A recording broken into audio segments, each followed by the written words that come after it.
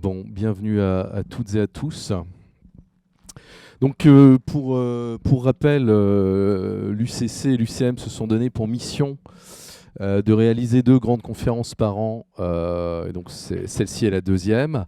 L'idée, c'est qu'ensemble, nous puissions partager des expériences, de l'intelligence collective, des tendances ou d'autres sujets. Elles sont également réalisées grâce à l'IRCAD par une équipe qui permet à nos autres territoires du Grand Est, à savoir Champagne-Ardenne et Lorraine, d'assister à cet événement et de poser des questions via le module de chat notamment. Voilà, donc l'UCC, pour ceux qui connaissent, c'est donc l'Union des conseillers en communication Grand Est, qui a pour mission de valoriser la filière, de développer des bonnes pratiques, d'apporter de la connaissance aux agences membres.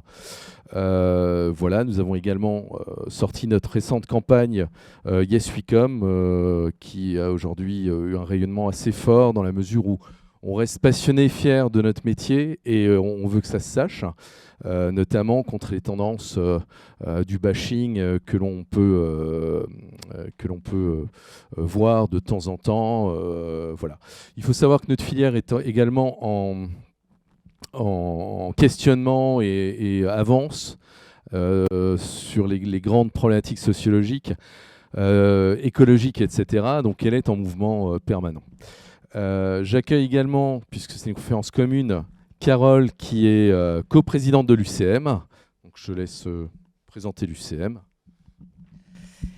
Merci Frédéric. Alors, donc moi je représente l'UCM, l'Union des communicants et marketeurs d'Alsace. Donc l'UCM s'est associé à l'UCC il y a 2-3 ans. Dont la mission c'est de partager les bonnes pratiques entre communicants et marketeurs chez les annonceurs. Voilà. Donc on organise des événements en commun, comme la conférence auquel vous participez aujourd'hui. Et puis on a des événements aussi qui sont spécifiques aux annonceurs, notamment des after-work qu'on organise une fois par mois. Voilà. Donc n'hésitez pas à nous rejoindre si ça vous intéresse. Merci bien. Merci Carole. Oui, donc comme vous l'avez compris, on défend la filière et surtout on souhaite créer du lien entre les annonceurs et les agences. Alors aujourd'hui, la conférence qu'on vous propose donc dans le cadre des conférences WhatsApp, c'est une conférence avec Frédéric Fougera qu'on a le plaisir d'accueillir à Strasbourg. Je vais te présenter en quelques mots tout à l'heure. Bienvenue à toi, Frédéric. En quelques chiffres, tout à fait. Avec un grand thème qui est celui que vous voyez à l'écran. La communication n'est pas la variable d'ajustement d'une organisation des autres. Et à en juger le nombre d'inscrits, vous y retrouvez tous quelque chose d'intéressant à comprendre. Donc c'est plutôt une conférence sous forme de questions ou de questionnements ou de réponses, de partage d'expériences que l'on vous propose ce soir. Donc vous aurez l'occasion de poser des questions, donc via le chat à distance, mais également ici si vous levez la main. Si vous levez la main, petit détail technique pour que tout le monde vous entende de l'autre côté des écrans, vous avez un petit bouton mic qui n'est pas Michel, mais bien l'activation du micro et qui permettra à votre question d'être entendue également sur le reste du territoire. OK ? Voilà, donc Frédéric, déjà merci d'être venu à Strasbourg, puisque je sais que tu habites Paris, qui n'est pas très loin, c'est un peu la banlieue de Strasbourg. En ce moment, je suis un peu là une fois par semaine quand même. C'est vrai, c'est vrai. Donc Frédéric, en quelques datas, donc tu es numéro 1 des décideurs les plus influents de la communication en France, classement réalisé par Forbes. Ça fait 35 ans que tu es DIRCOM chez l'annonceur, donc dans le public, dans de grands groupes internationaux. Donc une expérience qui a une valeur très importante. 20 fois distingué et primé pour tes travaux. Voilà. 4 fois enseignant, dont Sciences Po, l'ISCOM, qui est en partie représenté ce soir par des étudiants de Strasbourg, l'ISCPA et Université Paris-Sud. 3 fois distingué. Alors comme quoi la pub ou la communication mérite également des distinctions. Donc officier de l'Ordre national du mérite, chevalier du mérite agricole, qui a besoin, de mon point de vue, d'une petite explication, n'est-ce pas ? Et chevalier des arts et lettres. Alors, chevalier du mérite agricole, quand on fait de la com, comment est-ce possible ? Alors d'abord bonsoir à toutes et à tous. Merci de votre accueil à nouveau à Strasbourg. On m'a récemment demandé si j'avais déménagé parce qu'on me voit beaucoup à Strasbourg, mais j'ai pas déménagé, mais je suis heureux de venir très fréquemment. Pourquoi le mérite agricole? Le mérite agricole, c'est le ministère de l'Agriculture et de l'Alimentation. Quand on a travaillé dans le public, on a pu travailler avec des élus qui ont traité des dossiers importants sur l'agriculture, des grands projets liés à l'agriculture, de réaménagement du territoire. Quand on a travaillé dans le privé, comme un groupe comme Elior, on a travaillé dans l'alimentation, la gastronomie, le développement durable sur toutes ces questions-là. Ça fait qu'on peut être identifié, repéré, signalé, distingué. Voilà. Donc autant l'alimentation, la gastronomie que de vraies questions agricoles auprès d'élus. Donc un combat réussi en partie, hein, c'est ça? Et des combats intéressants à mener. Intéressant à mener. Donc qu'est-ce que nous avons d'autre? 3 livres. 3 livres sur la com, puisqu'il y en a 5 en tout. 3 spécifiquement sur la com. Donc le DICO de la com est un métier et un DIRCOM n'est pas un démocrate. Et non. On va comprendre pourquoi. Hein. Notamment ces 3 livres, on en fera gagner à la fin de la conférence, pour ceux qui restent, hein. Donc à distance et ici. Et ici également, donc on a noté vos noms dans une urne, hein, grâce à Marine, directrice de l'UCC, et on tirera au sort. Je peux donner 2 explications oui, des 2 titres. Il m'arrive de commettre des tribunes pour partager mon quotidien de communicant et le quotidien de celles et ceux qui font ce métier. 2 de ces tribunes, une qui s'appelle « Un DIRCOM n'est pas un démocrate », qui est notamment faite pour expliquer que notre métier, c'est pas de faire plaisir au plus grand nombre, mais c'est de servir des objectifs, on va y revenir. Et une autre, « La com est un métier », qui balaie un peu tout ce pourquoi notre métier ne peut être fait que par des professionnels et pas par des touristes de passage dans l'entreprise ou dans une organisation. Il se trouve que ces deux tribunes, je les ai vues beaucoup affichées, soit directement, soit parce que les gens se plaisent à me montrer qu'ils ont affiché ces tribunes à l'entrée, sur leur porte de bureau, à l'entrée de leur service, ou parfois juste le titre. Donc avec mon éditeur, on trouvait que pour faire des livres qui rassemblaient plein de tribunes, ces 2-là semblaient un petit peu plus parlés encore que les autres, et donc c'est le choix de ces 2 titres. Je pense que vous y reconnaissez toutes et tous, là, non? Oui, je vois au mouvement de tête, c'est le cas, et de l'autre côté de l'écran aussi. Bien, donc on aura l'occasion d'y revenir. Donc on en vient au thème. Donc le thème, voilà, qui est cher à ton cœur, puisque effectivement il est récurrent dans tes prises de parole aussi, et ce qui fait l'attractivité également de cette conférence. Donc nous, on a ensemble décidé de relever quelques questions ou quelques situations qui nous semblent être intéressantes à évoquer et à confronter, en tout cas à argumenter face à ton expérience et tous les éléments qui peuvent être intéressants à partager ce soir. Donc la communication. Alors, la communication, est-ce un service support ou fonction stratégique? Alors c'est une question assez intéressante. Certainement qu'on pourrait répondre l'un comme l'autre. Assurément, pendant très longtemps, les services communication ont été des services supports parce qu'ils servaient à fabriquer des outils. Mais dans ces outils ne servent à rien s'il n'y a pas de l'intelligence dedans. Et de plus en plus aujourd'hui, pour plein de raisons. On finira notamment sur une de ces raisons qui est la crise et le mode crise. La communication, c'est définitivement de l'intelligence. Et un service qui produit de l'intelligence, c'est une fonction stratégique, en aucun cas un service support. Donc oui, au bout d'un moment, on fabrique des outils, mais on ne peut plus aborder la communication sous l'angle de l'outil. On ne peut pas, un communicant ne peut pas s'entendre dire je veux qu'on crée une page Facebook, je veux une vidéo. Non, c'est qu'est-ce que j'ai à raconter, quel est le contenu que j'ai à valoriser, quelle histoire je veux raconter et à qui. Et après, une fois qu'on va avoir écrit cette histoire, réfléchi à cette histoire, avoir fait tout le travail qu'il y a derrière cette demande, alors on va décider de quels seront les bons outils. Ce sera peut-être une page sur un réseau social, ce sera peut-être une vidéo ou peut-être pas. Donc l'outil, c'est la fin du processus avant la promotion de l'outil. Il ne faut pas oublier la promotion, on y reviendra aussi. Donc la communication, c'est assurément une fonction stratégique, ça l'est de plus en plus, on voit de plus en plus les fonctions comme dans les comités de direction, dans les comités exécutifs, les comités d'orientation stratégique, dans tout ce que vous voulez, mais il y a encore beaucoup d'organisations, publiques ou privées, qui considèrent la communication comme un service support. C'est aussi à nous de l'expliquer, de valoriser nos métiers et de prouver que j'ai raison en disant que nous sommes des fonctions stratégiques et pas seulement des services support. Parce que ça ne se fera pas sans nous, donc c'est aussi notre responsabilité.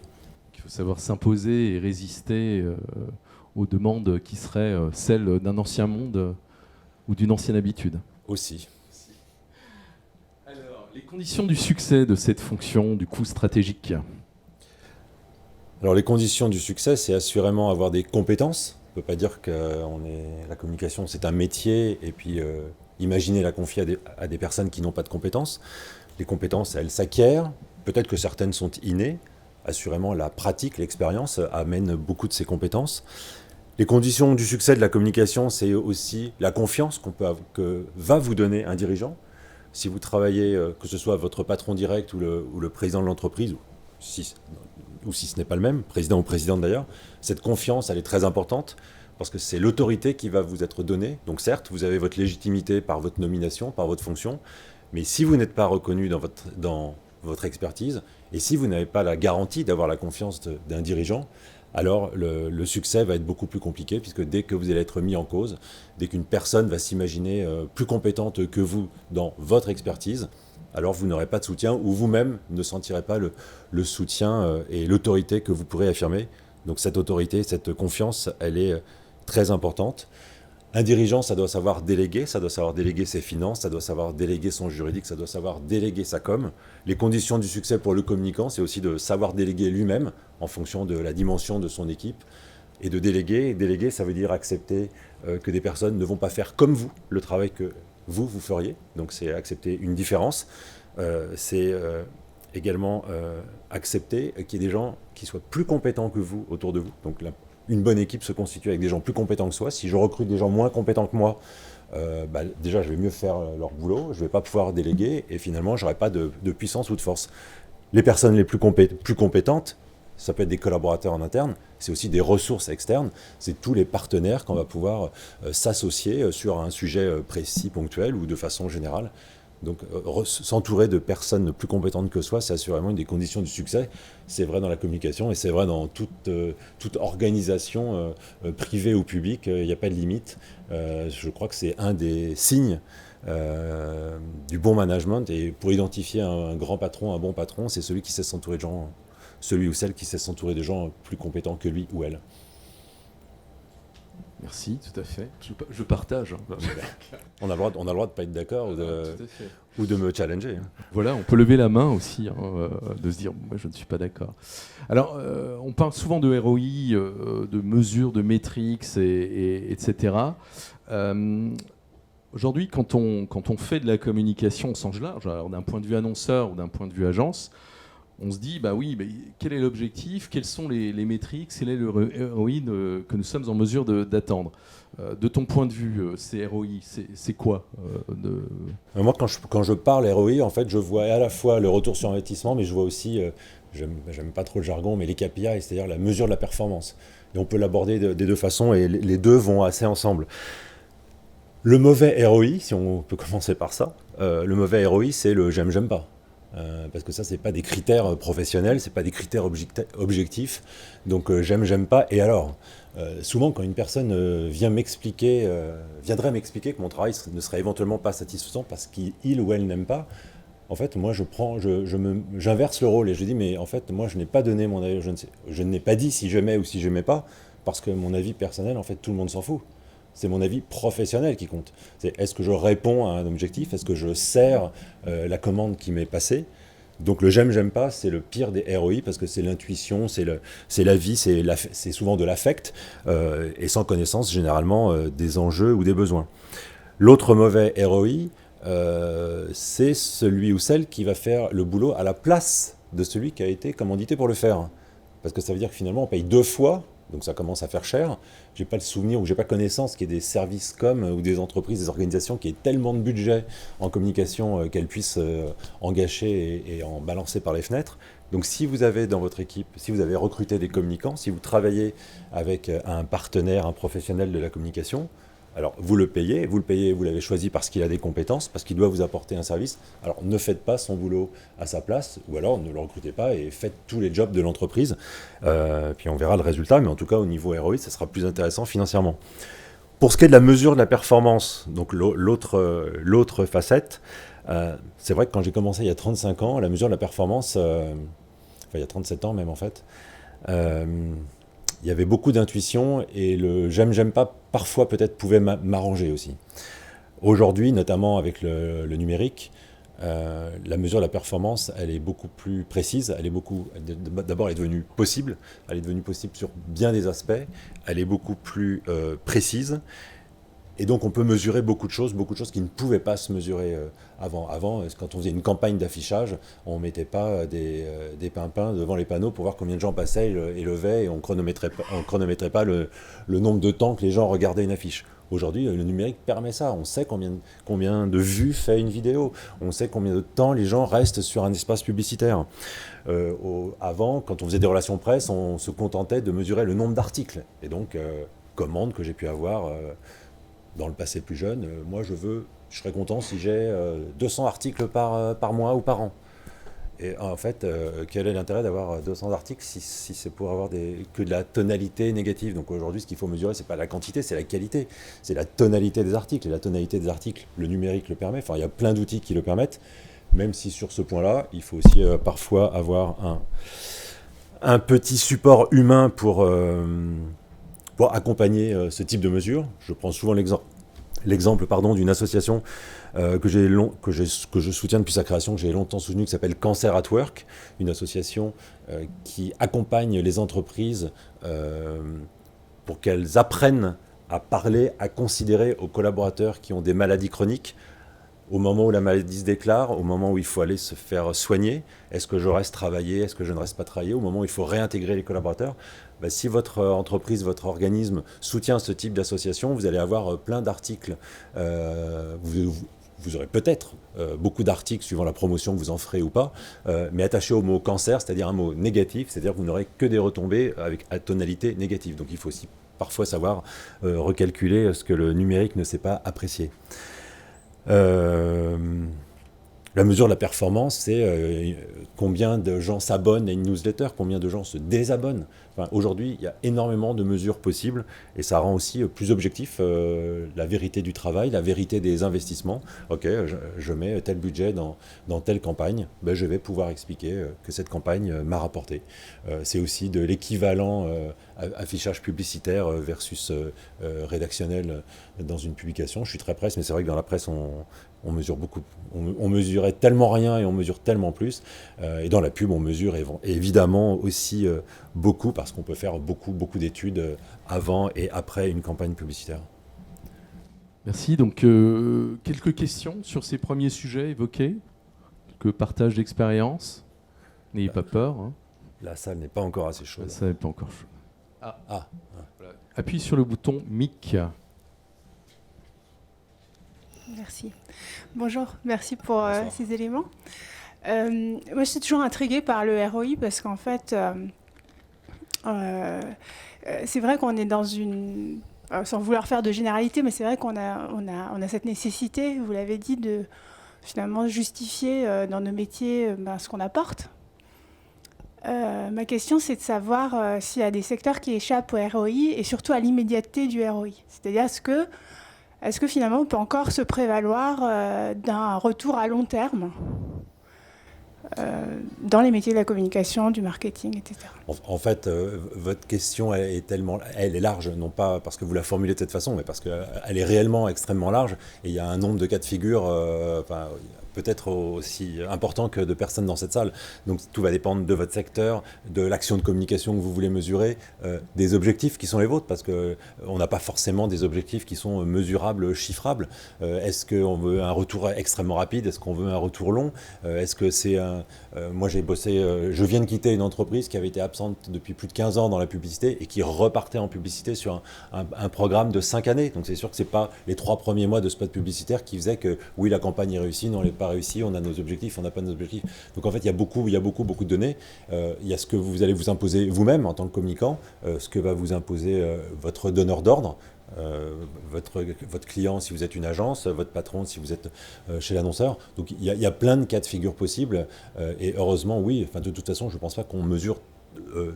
On n'est pas dans l'immédiateté dans la mesure, même s'il y a certaines données qui tombent très vite. Et je citais l'exemple de vues de vidéos. Souvent on me dit je suis contre les vidéos. Alors je ne suis pas contre les vidéos. Encore une fois, quand on me tient ce genre de discours, on l'aborde souvent par l'outil. Je vous illustre mon propos. Quand je suis arrivé à la direction de la communication du groupe Elior, c'était la grande époque du groupe Elior, parce qu'aujourd'hui c'est un petit peu morcelé. Il y avait 120 000 collaborateurs dans le monde, dans, je veux dire, seulement 16 pays. Le seulement s'apprécie par rapport à d'autres entreprises dans lesquelles j'étais présent dans beaucoup plus de pays. Et je suis arrivé et la DRH produisait des tonnes de vidéos. À la DRH, je pense qu'il y avait environ 80 personnes. Et chaque vidéo avait entre 17 et 22 vues. Donc je ne suis pas contre de faire des vidéos. Mais on fait des vidéos pour qui, pourquoi? C'est-à-dire que même les gens du service ne l'avaient pas regardé une fois chacun. Parce que 21 vues, ça peut vouloir dire que certains étaient venus la voir plusieurs fois. Donc on n'avait pas pris le sujet par le bon angle. Je ne fais pas une vidéo. J'ai un message, j'ai des cibles, comment je vais faire converger tout ça pour passer les messages que j'ai à faire passer. Et peut-être que je fais des vidéos, et puis si je fais une vidéo, le boulot n'est pas terminé une fois que j'ai tourné. Il faut aussi la promouvoir, il faut la partager, il faut la vendre. Donc voilà, pour répondre à votre question, la mesure, c'est pas toujours l'immédiateté, même s'il y a des mesures immédiates qui tombent, ça peut se faire sur la durée.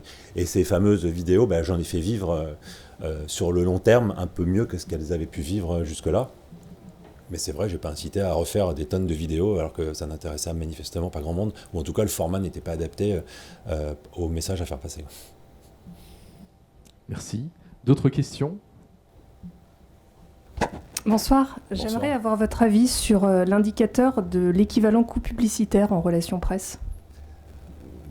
Moi, ça a longtemps été un peu un de mes seuls outils de performance dans les relations presse. Mais souvent, avec un article, j'avais fait mon année parce qu'un article avait déjà payé mon salaire, enfin l'équivalent publicitaire.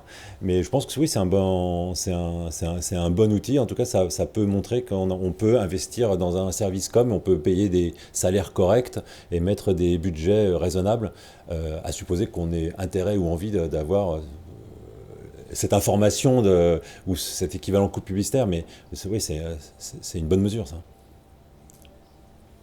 Mais c'est une bonne mesure, tout dépend avec qui vous la partagez.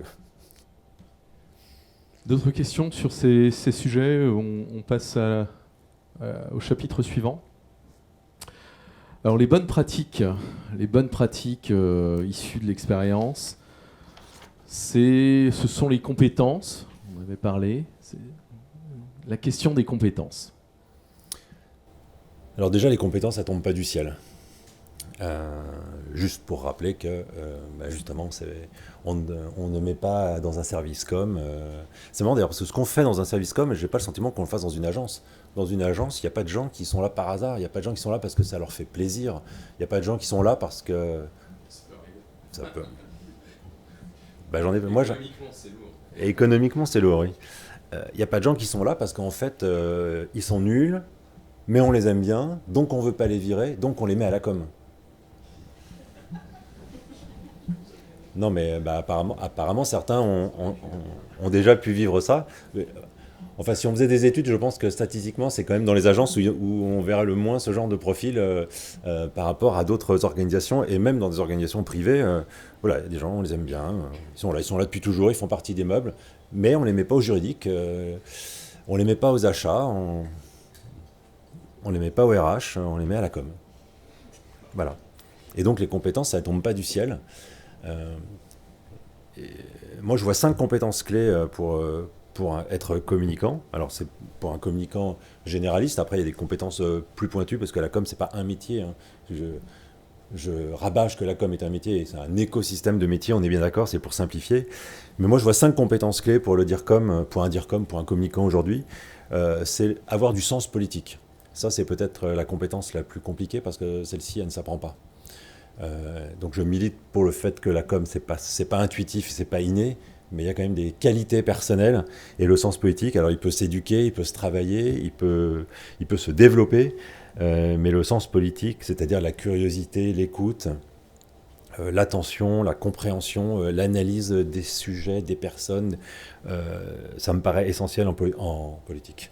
En communication, ça se ressemble, ça me paraît essentiel parce que comment comprendre le besoin d'une personne, comment comprendre comment je vais réussir à toucher ma cible, finalement si j'ai pas cette curiosité, cette écoute, cette attention, et puis aussi la nécessité d'aller découvrir des tonnes de sujets dont on n'est pas l'expert, et on n'a pas vocation à devenir l'expert, mais pourtant le temps d'une action, il va falloir être dans cette compréhension, rentrer dans un sujet, dans un peu de finesse.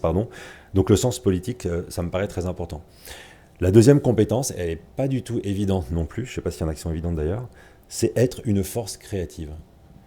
Ce qui me perturbe le plus dans tous les gens avec lesquels j'ai travaillé, de façon générale, c'est le manque d'idées. Donc, soit on n'a pas beaucoup d'idées, soit on n'ose pas, on a peur de partager des idées. En fait, en communication, on ne devrait jamais s'interdire quoi que ce soit. Il y a un moment, on va décider de ce qu'on fait, on va décider où on va, mais on va pas s'interdire de réfléchir, on va pas s'interdire de lancer des projets. Oui, on va lancer, on va dire plein de conneries, on va dire des choses absurdes, mais c'est d'une chose absurde dont va découler une réflexion, dont va découler une idée, dont va peut-être découler la solution. Donc la force créative, c'est vraiment une compétence essentielle en communication, et c'est pas une chose évidente non plus. Donc on distingue bien la force créative, c'est-à-dire l'idée, de la création, qui elle est un métier par ailleurs. On est bien d'accord, Là, je suis dans la fonction généraliste, et après, effectivement, le photographe qui va écrire sa photo, en photographe, il y a graphe, idem pour le vidéaste, le graphiste qui va faire un dessin, tous les métiers de la création ont des compétences, et notamment des compétences techniques bien spécifiques, qui, elles, s'apprennent. Il y a certainement des qualités artistiques, personnelles qui sont un plus, mais il y a aussi des techniques qui s'apprennent. Mais avoir des idées et ne pas s'interdire d'avoir des idées, et donc être ouvert, curieux, c'est une compétence clé qui manque, ou en tout cas il faut aller chercher pour avoir des bons communicants. Maîtriser l'intelligence de la marque. C'est une compétence très anglo-saxonne et une compétence pas très latine, en tout cas pas très française. On considère la marque de façon générale, je partage mon expérience, vous pouvez avoir une vision très différente, et si elle est meilleure que la mienne, tant mieux. Moi je trouve qu'on considère la marque de façon trop légère. Tout ce qu'il y a derrière la marque, le poids de la marque, la valeur de la marque. On en parlait avant cette conférence, on peut se retrouver dans des situations où des actionnaires vont faire évaluer la valeur prise par la marque. Donc tout ce travail autour de la marque, il est trop faible dans nos pays. Donc cette intelligence de la marque, c'est vraiment une compétence clé, et une compétence qui, à mon avis, sera de plus en plus regardée par les communicants ou pour les communicants. La quatrième des compétences, on l'a évoqué tout à l'heure, c'est, je pense, qu'un bon communicant doit être un stratège des RP. Des RP, je ne mets pas relations publiques, je mets relations presse. On est d'accord. Les relations presse, elles ne sont pas mortes. C'est vraiment une partie essentielle du travail, notamment du travail de promotion, mais aussi, on finira sur la crise, du travail de la crise. Donc les réseaux sociaux, c'est pas moi qui vous dirai le contraire, c'est génial, c'est nouveau, ça évolue tout le temps. C'est un outil indispensable. On intègre les réseaux sociaux ou pas dans une action de communication, mais en tout cas, ça fait partie de la dimension de la communication aujourd'hui. Mais c'est pas au revoir les relations presse. Les relations presse sont toujours absolument essentielles. Être un stratège des relations presse, c'est une compétence clé, et je pense que c'est une compétence qui aide à exceller sur les réseaux sociaux, parce qu'il y a quand même une forme d'écriture, une forme d'approche, une forme d'angle qui est très similaire dans l'action communication sur les réseaux sociaux et relations presse. Donc, ne pas négliger cet aspect des relations presse.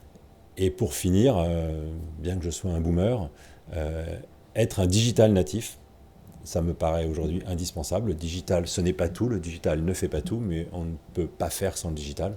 Et donc il faut avoir le réflexe du digital, il faut le sentir, il faut l'avoir dans les veines. Et on peut être né en 1966 et être un digital natif, je vous le dis, voilà. N'ayez pas peur, pour les plus anciens. Merci. Merci. Et c'est pas parce qu'on est né dans les années 2000 qu'on est un digital natif pour autant.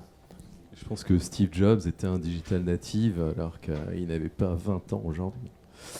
N'est-ce pas ? La valeur du travail, souvent on évoque effectivement la valeur, le prix ou le budget, mais la valeur travail, c'est une idée beaucoup plus large qui nécessite du respect, je crois, en interne, en externe, avec ses partenaires. Donc la notion de valeur est importante et aujourd'hui, souvent, elle fait défaut dans le jugement de notre filière. Donc c'est quoi ton point de vue ou ton retour, là encore, d'expérience par rapport à cette valeur travail ? Alors pareil, je vais répondre sous deux angles à cette question et je vais commencer par un mot qui est insupportable dans nos métiers, c'est le mot « petit ». Une petite présentation, une petite vidéo, une petite invitation, un petit cocktail, un petit communiqué de presse. On a le même prénom et la haine du petit aussi. Mais de qui se moque-t-on ? Il n'y a rien de petit dans nos métiers, il n'y a que du travail. Alors, il y a un joke là-haut, non ? Oui. Eh bien, 1m47, ça a quand même été du travail pour la maman qui vous a mis au monde. C'est du boulot. En communication, il n'y a rien de petit. Mais là, encore une fois, c'est à nous aussi de le dire et de l'expliquer.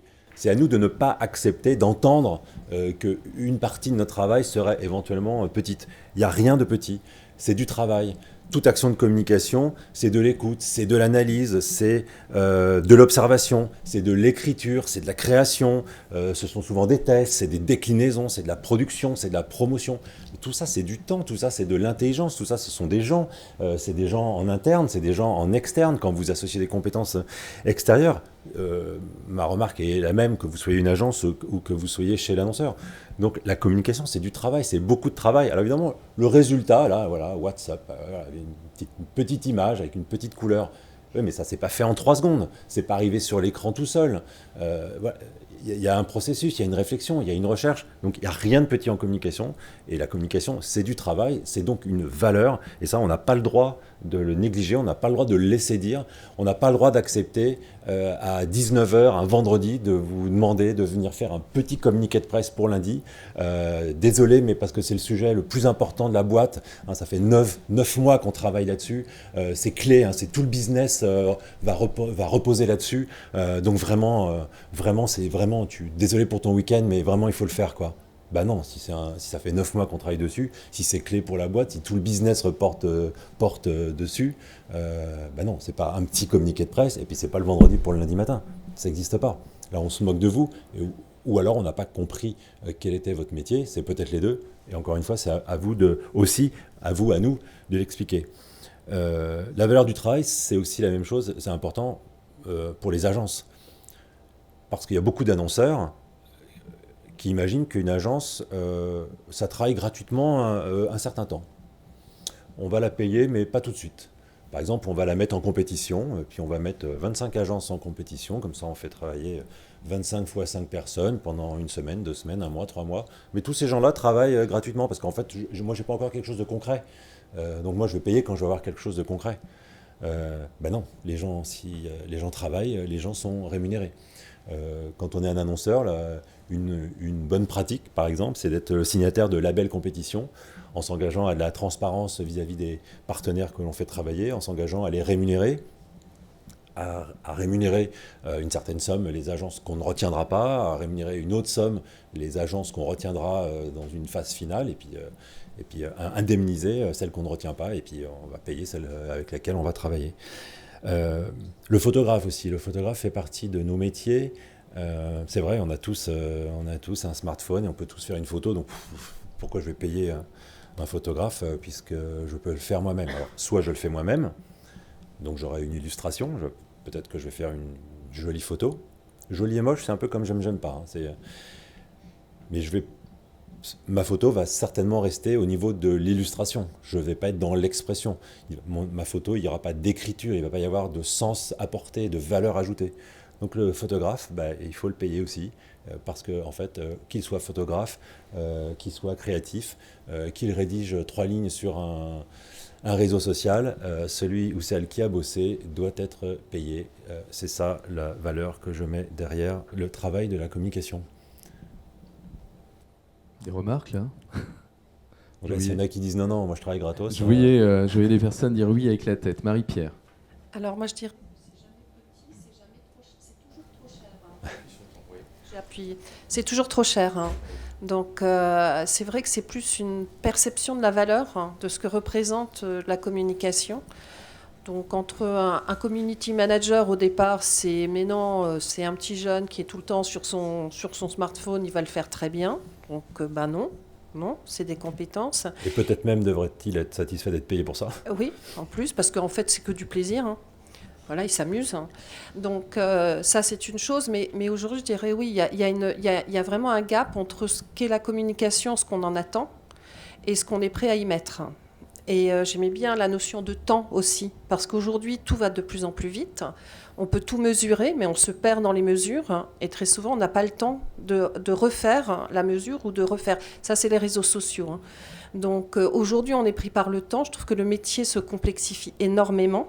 Il y a aussi le côté omnicanal, hein, qui est à prendre en compte. Donc il y a une espèce d'amalgame qui est fait, de pouvoir tout prendre en compte.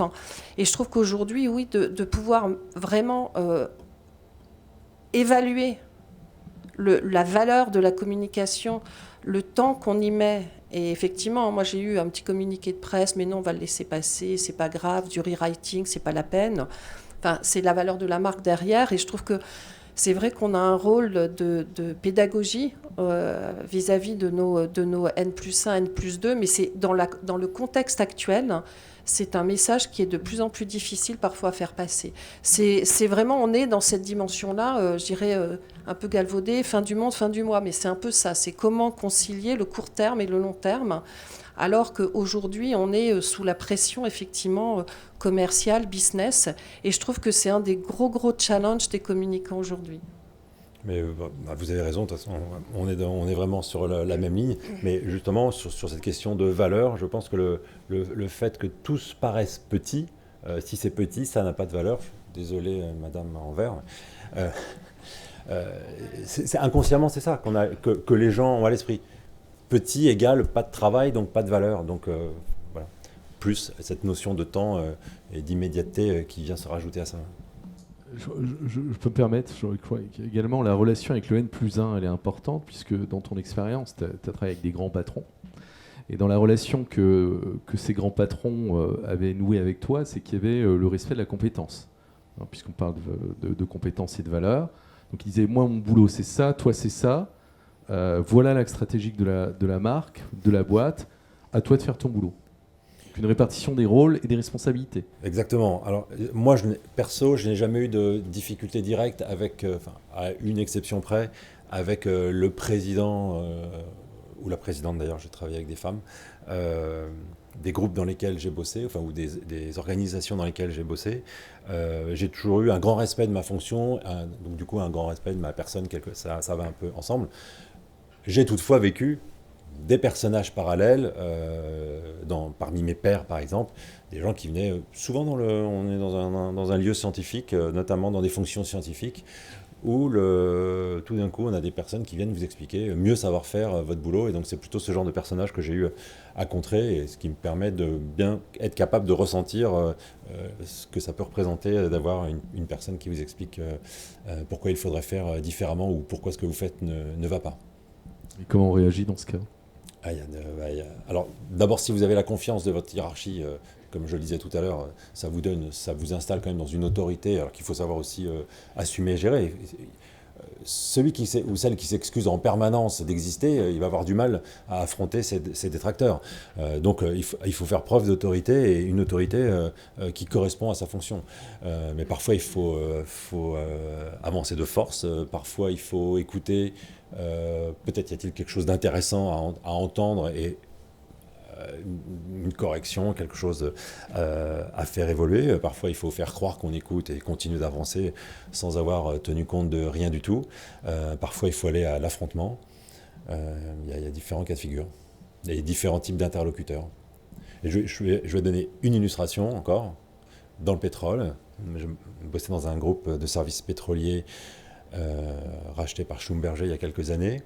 Et je suis arrivé, une marque qui datait des années 70, un logo qui était quasi antédiluvien, mais qui était présent. Là, on était présent dans 56 pays dans le monde. On était présent sur des tonnes de matériel. Il était hors de question d'imaginer changer un logo. Enfin, ça aurait été le fait du prince, ça aurait été se faire plaisir pour ne rien apporter. Mais l'image était très faible de ce groupe. Elle était très franco-française, alors qu'il y avait 56 pays dans le monde, il y avait que 200 personnes en France, que des fonctions support. Donc on était vraiment un groupe mondial. Et ce groupe souffrait d'une image très française.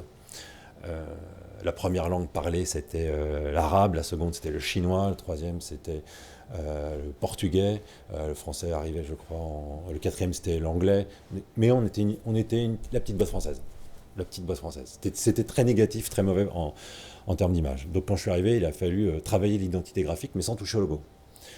Alors, je l'ai un tout petit peu touché, mais vous verriez la différence. D'ailleurs, on montrera tout à l'heure des exemples, pas celui-ci, mais on montrera des exemples. Le lambda n'a pas vu la différence, et mon objectif était de pouvoir faire coexister une nouvelle identité avec une ancienne. Mais en tout cas, en revanche, je l'inscrivais dans un nouvel environnement graphique, et j'ai notamment créé, rien de révolutionnaire, hein, mais des cartes de visite. Au dos de la carte de visite, vous aviez une planète sur un fond noir, la planète avec un arc-en-ciel de 3 couleurs, parce qu'il y avait 3 métiers, et c'était historiquement, ça identifiait les 3 métiers. Donc là, il y en a qui doivent se dire, voilà, lui, il est venu juste pour nous raconter ça, il n'a pas fait grand-chose d'extraordinaire dans sa vie. Mais ça m'a valu des critiques extraordinaires, parce qu'il n'aimait pas le noir. Et le fond était noir. Mais on avait une image de petite, on avait une image pas quali. Donc je suis allé juste simplement aller chercher des codes du premium, des codes du luxe. Et qu'est-ce qui s'est passé? Alors j'ai tenu, mon patron m'a soutenu, même pas voulu rentrer dans la moindre polémique. Et puis régulièrement dans l'année, il y a des salons internationaux où les gens se rencontrent et on rencontre ses collègues et on rencontre son collègue saoudien, on rencontre son collègue texan. Et là, à chaque fois, les mecs, ils donnaient leur carte de visite et puis les gens font waouh, waouh, waouh, waouh. Alors un jour, tout le monde est rentré la queue un peu basse en m'expliquant qu'ils s'étaient trompés. Déjà, ils avaient la franchise, l'honnêteté, le courage de reconnaître s'être trompés. Et ils sont venus m'expliquer qu'ils s'étaient trompés, qu'on ne faisait pas ça chez eux, parce que la com, on ne faisait pas partie de la famille. Hein. Donc on ne faisait pas ça chez eux, on ne fait pas ça chez nous. Oui, mais maintenant, on est fiers de donner notre carte de visite, parce que maintenant, on montre qu'on est un grand groupe et les gens nous reconnaissent. Et voilà, donc parfois, il faut forcer et être certain de ses convictions et certain de son boulot. Et le temps long. Le changement des comportements. Et parfois donner un peu de temps, mais en même temps, parfois, il faut survivre. Donc, entre les coûts et la durée, il faut arriver à se ménager. Donc la valeur travail, vaste sujet. Alors là, oui, également en termes de retour, c'est quoi la différence entre la personne qui connaît en fait notre univers et celle qui ne la connaît pas? Tout à l'heure, j'ai parlé des touristes de la com. C'est simple, hein, il y a des gens dont c'est le métier et des gens dont c'est pas le métier. Moi, mon métier, c'est pas la finance, je fais pas de finance. Moi, les RH, oui, je suis manager, j'ai quelques compétences, mais je ne sais pas rédiger un contrat ni gérer une transaction de départ. Donc, mon métier, c'est la com, c'est pas les RH. Mon métier, c'est pas les achats, mon métier, c'est pas le juridique. Donc, si vous n'êtes pas un communicant, vous n'avez rien à faire dans un service communication. Si vous n'êtes pas un communicant, vous n'avez rien à faire dans une agence de communication. À chacun son métier, à chacun son périmètre, et chacun doit respecter le travail de l'autre. Les avocats se prennent souvent pour des communicants. Vous avez beaucoup de mauvaises communications qui sont dictées par des avocats qui ont plus de considération par leurs clients que leurs propres communicants. Donc, je suis le patron de ma boîte, j'ai un service communication, des gens avec lesquels je travaille depuis toujours, des gens dont j'ai une grande confiance, j'ai une crise, j'ai un avocat et je ne fais qu'écouter mon avocat qui va réécrire le communiqué de presse, qui va prendre la parole, qui va souvent d'ailleurs se faire mousser ou faire valoir ou faire la promotion de son cabinet à travers votre affaire. Et vous, votre image, votre affaire, elle est absolument mal considérée. Donc c'est ça la différence. La différence, elle est claire. Il y a des gens dont c'est le métier, il y a des gens dont c'est pas le métier. Si dans la com, il faut des gens qui soient des professionnels de la communication. Travailler avec son partenaire agence, on revient un petit peu à la répartition des compétences. Quelques mots là-dessus. Il y a une chose qui me paraît importante par rapport à un partenaire agence, c'est le mot partenaire. Pour moi, une agence, ça ne peut pas être un prestataire. Un prestataire, ça ne fournit pas ça fournit du matériel, un prestataire. Ça ne fournit pas de la valeur, ça ne fournit pas de l'intelligence. Travailler avec une agence, c'est un vrai partenariat. Donc, c'est pas juste une prestation de service. On a besoin d'échanger, on a besoin de se comprendre, on a besoin de se connaître, on a besoin d'accepter parfois de se bousculer le soir, le week-end, parce qu'il va falloir peut-être produire quelque chose de plus rapide, de livrer quelque chose dans des temps qui n'ont pas été prévus. Donc un prestataire, c'est celui dont on va déterminer le contrat dans une direction des achats froidement, en disant vous me devez tant chaque mois, vous devez me livrer ceci à telle échéance, point final. Dans la communication, une agence, c'est pas un prestataire. On a besoin de se parler, on a besoin de se comprendre, on a besoin d'échanger, on a besoin de transmettre des valeurs communes. Donc c'est ça pour moi, savoir travailler avec une agence, c'est ne pas... La chose qui m'a toujours fait le plus plaisir avec les agences, c'est quand elles expliquent qu'en travaillant avec mes équipes ou avec moi, elles ont le sentiment qu'en fait, on fait partie de la même équipe et qu'on n'est pas le client et que ce n'est pas l'agence. Et je pense que quand on a cette relation-là, on sait travailler avec une agence. Et on a le droit de s'engueuler, et on a le droit de s'embrasser, on a le droit d'aller boire des coups, et on a le droit de se stresser, mais on fait partie de la même équipe. Quelques remarques par rapport à cela la dame en vert. Et c'est vrai, Delphine. C'est vrai avec les grandes agences comme avec les petites agences.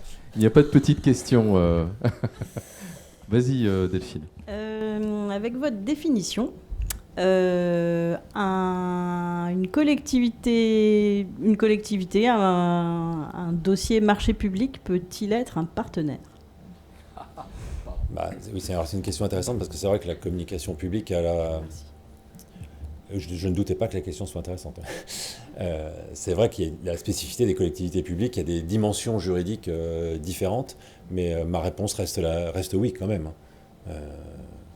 Pour la qualité du travail, et je vais dire pour le bonheur du travail, mais on va commencer par la qualité, oui, ça doit être la même chose. Mais il faut que le marché public soit aussi bien rédigé. Et il faut aussi qu'il soit rédigé par des gens compétents en communication. Souvent, dans les directions d'achat, vous avez des gens qui ne connaissent pas le métier de la communication. Souvent, ils ont l'honnêteté de dire je peux relire ton contrat, je peux t'accompagner, mais je ne suis pas compétent. D'autres vont dire ça doit passer par moi. C'est là où le marché peut éventuellement poser problème. J'ai bossé dans la pharmacie, les gens le métier des acheteurs, c'était d'acheter de la morphine par tonne. Ils ne savaient pas acheter du papier, mais ils avaient l'honnêteté de le dire et ils me proposaient leur aide si j'en avais besoin, mais ils ne prétendaient pas pouvoir avoir une valeur ajoutée forte parce qu'ils ne connaissaient pas nos métiers. À l'inverse, j'ai déjà vu des entreprises où on m'expliquait, juste le temps que j'arrive, avant que je fasse preuve d'autorité, que mon marché d'impression carte de visite, c'était la direction des achats qui allait choisir le prestataire parce que eux savaient choisir l'imprimeur le moins cher. J'aurais dit super, moi, je suis très attentif à la question du budget, c'est formidable. L'imprimeur le moins cher, il est où ? Il est à 600 km. J'ai dit d'accord, donc c'est moi qui, quand je vais avoir des tirages, je vais devoir me taper des allers-retours à 600 km, aller 600 km retour. Vous allez venir avec moi, bien sûr. Non. L'imprimeur, j'ai souvent des demandes imprévues qu'il doit exécuter un peu à la minute.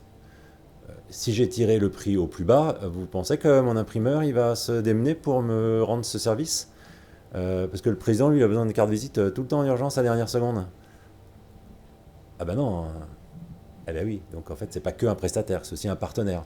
Donc il va aussi falloir le considérer comme tel et il va falloir avoir une relative souplesse, et il va falloir peut-être ne pas prendre le moins cher, pardon, pas le plus cher non plus, mais peut-être ne pas le juger que sur sa capacité à sortir des coûts extraordinairement bas, mais où la qualité ne sera peut-être pas présente, où le contrôle, la présence en machine ne sera pas possible, ou compliqué, ou coûtera cher. Donc voilà, il y a plein de critères dont il faut tenir compte. Une direction des achats, et dans un marché public, il faut aussi tenir compte de ça. On travaille au changement des mentalités sur les marchés publics, c'est un travail de longue haleine. Merci. Alors, comment juger une campagne quand on te propose une campagne pour tes marques, c'est quoi les critères, c'est quoi les méthodes, c'est quoi les bonnes pratiques? Eh bien déjà, pour pouvoir bien juger une campagne et mesurer son efficacité, il faut déjà avoir fixé des objectifs avant. Parce que pourquoi je fais une campagne ? Si je ne sais pas pourquoi je la fais, on parlait d'intention de communication, je peux mesurer à peu près tout et n'importe quoi. Est-ce que je fais une campagne de publicité pour vendre plus, ou est-ce que je fais une campagne de publicité pour augmenter ma notoriété ? Si je fais une campagne de publicité pour vendre plus et que je mesure ma notoriété avant-après, super, ma notoriété a explosé, ok, mais j'ai pas vendu le moindre produit supplémentaire. Donc en fait, il faut, comme toute action de communication, savoir pourquoi on l'a fait, avoir un objectif. S'il y a des objectifs mesurables, que ce soit des ventes, que ce soit de l'image, de la notoriété, il faut savoir quel est l'objectif qu'on avait au départ. Souvent on le mesure avant, ensuite on le mesure après. Il ne faut pas se tromper dans les objectifs et donc dans les mesures. La mauvaise façon de juger une campagne, on l'a évoqué aussi tout à l'heure, on en revient au j'aime et j'aime pas. Quand on fait une campagne, parlons de la campagne, sous son terme le plus général, on ne fait pas une campagne pour faire plaisir au président ou à la présidente de l'exécutif. On ne fait pas une campagne pour faire plaisir aux actionnaires ou pour faire plaisir à l'interne. Quand on fait une campagne d'image employeur, par exemple, c'est pas fait pour que les gens soient contents dans l'entreprise. Alors oui, c'est préférable qu'ils s'y retrouvent. Il est préférable que la campagne ait une forme d'authenticité, qu'il y ait probablement de l'émotion, qu'il soit fier de l'entreprise dans laquelle il travaille. Mais s'il ne s'y retrouve pas, si la campagne est très jolie, mais qu'elle ne représente en rien l'entreprise, qu'il ne s'y retrouve pas, qu'ils ne comprennent même pas de quelle entreprise on parle, tellement ça ne ressemble pas à la leur, alors l'aspect esthétique joli de la campagne, ça ne sera pas un bon aspect de mesure, puisqu'en fait l'efficacité de la campagne, elle sera nulle. Lui sera nul, pardon. Il t'est arrivé d'accepter les campagnes que tu n'aimais pas à titre personnel, par exemple, hein. Oui.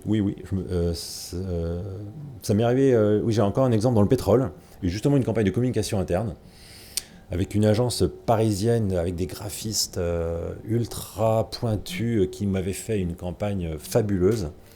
J'avais deux projets en fait. J'avais un projet qui était fait par une agence parisienne aussi d'ailleurs, je crois, un peu ringarde, un peu déjà vu, un peu basique de ma première appréciation. Et l'autre, niveau graphique, elle était top, elle était superbe. Et avec ma DIRCOM déléguée, une personne avec laquelle je travaille depuis très longtemps, très branchée graphiste du 10e arrondissement, hein, parce que ceux du 9e, c'est du 10e arrondissement, donc c'est un niveau au-dessus. Donc elle était très très très satisfaite de ce travail qu'en plus elle pilotait. Et juste avant de le lancer, on s'est dit, mais à qui on s'adresse en fait ? On s'adresse à des gens qui travaillent dans des puits, qui travaillent sur des plateformes pétrolières. Je dis ça sans aucun mépris, hein. Mais en fait, on a réalisé qu'on faisait une campagne qui nous faisait plaisir, notamment parce qu'on la trouvait très esthétique, extrêmement graphique. On se voyait déjà aller chercher un prix pour cette campagne, mais on s'est dit, en fait, on se gourre complètement. En fait, là, on n'a pas pensé à notre cible, on n'a pas pensé à notre message, on a pensé qu'à notre gueule. Et là, on était dans l'erreur et on a rectifié le tir juste à temps.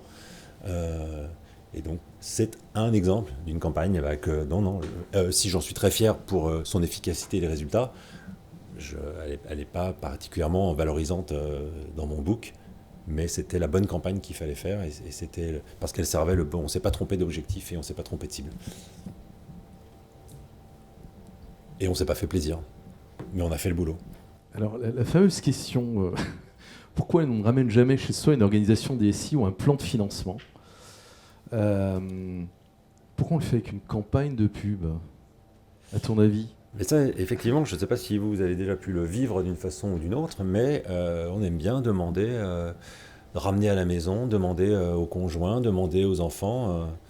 Je ne parle pas de vous, mais peut-être que votre travail a fait l'objet d'un aller-retour domicile-travail, avec un retour, non, elle n'aime pas le bleu, il n'aime pas le rouge, ça serait mieux avec un dessin animé. Effectivement, j'ai jamais vu un directeur ou une directrice juridique me dire non, j'ai pas encore ton contrat parce que le patron doit l'emmener chez lui pour le faire relire à sa femme et puis elle nous donnera son avis et puis après on pourra lancer le projet. Alors pourquoi ? Probablement parce que dans nos métiers il y a quand même une dimension artistique, esthétique qui touche tout le monde. Je ne devrais pas donner d'excuses, mais on peut aussi aller chercher des excuses. Et peut-être que cette dimension artistique, esthétique fait que on a envie de réagir de façon affective, ce qu'il faut s'interdire, mais on a cette envie. Après, peut-être aussi qu'on est quand même dans des métiers, la communication, c'est un des derniers métiers arrivés dans l'entreprise. Donc c'est quand même celui qui est le moins connu, le moins installé, le moins enraciné, et c'est aussi un métier qui ne cesse d'évoluer. Ça change tout le temps.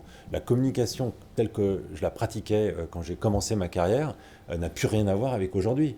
L'électricité existait déjà, mais l'Internet n'existait pas. Les réseaux sociaux n'existaient pas. Les chaînes info n'existaient pas. Moi, quand j'ai commencé à bosser, il y avait 2 journaux télévisés. Il y avait le journal du midi et le journal de 20h.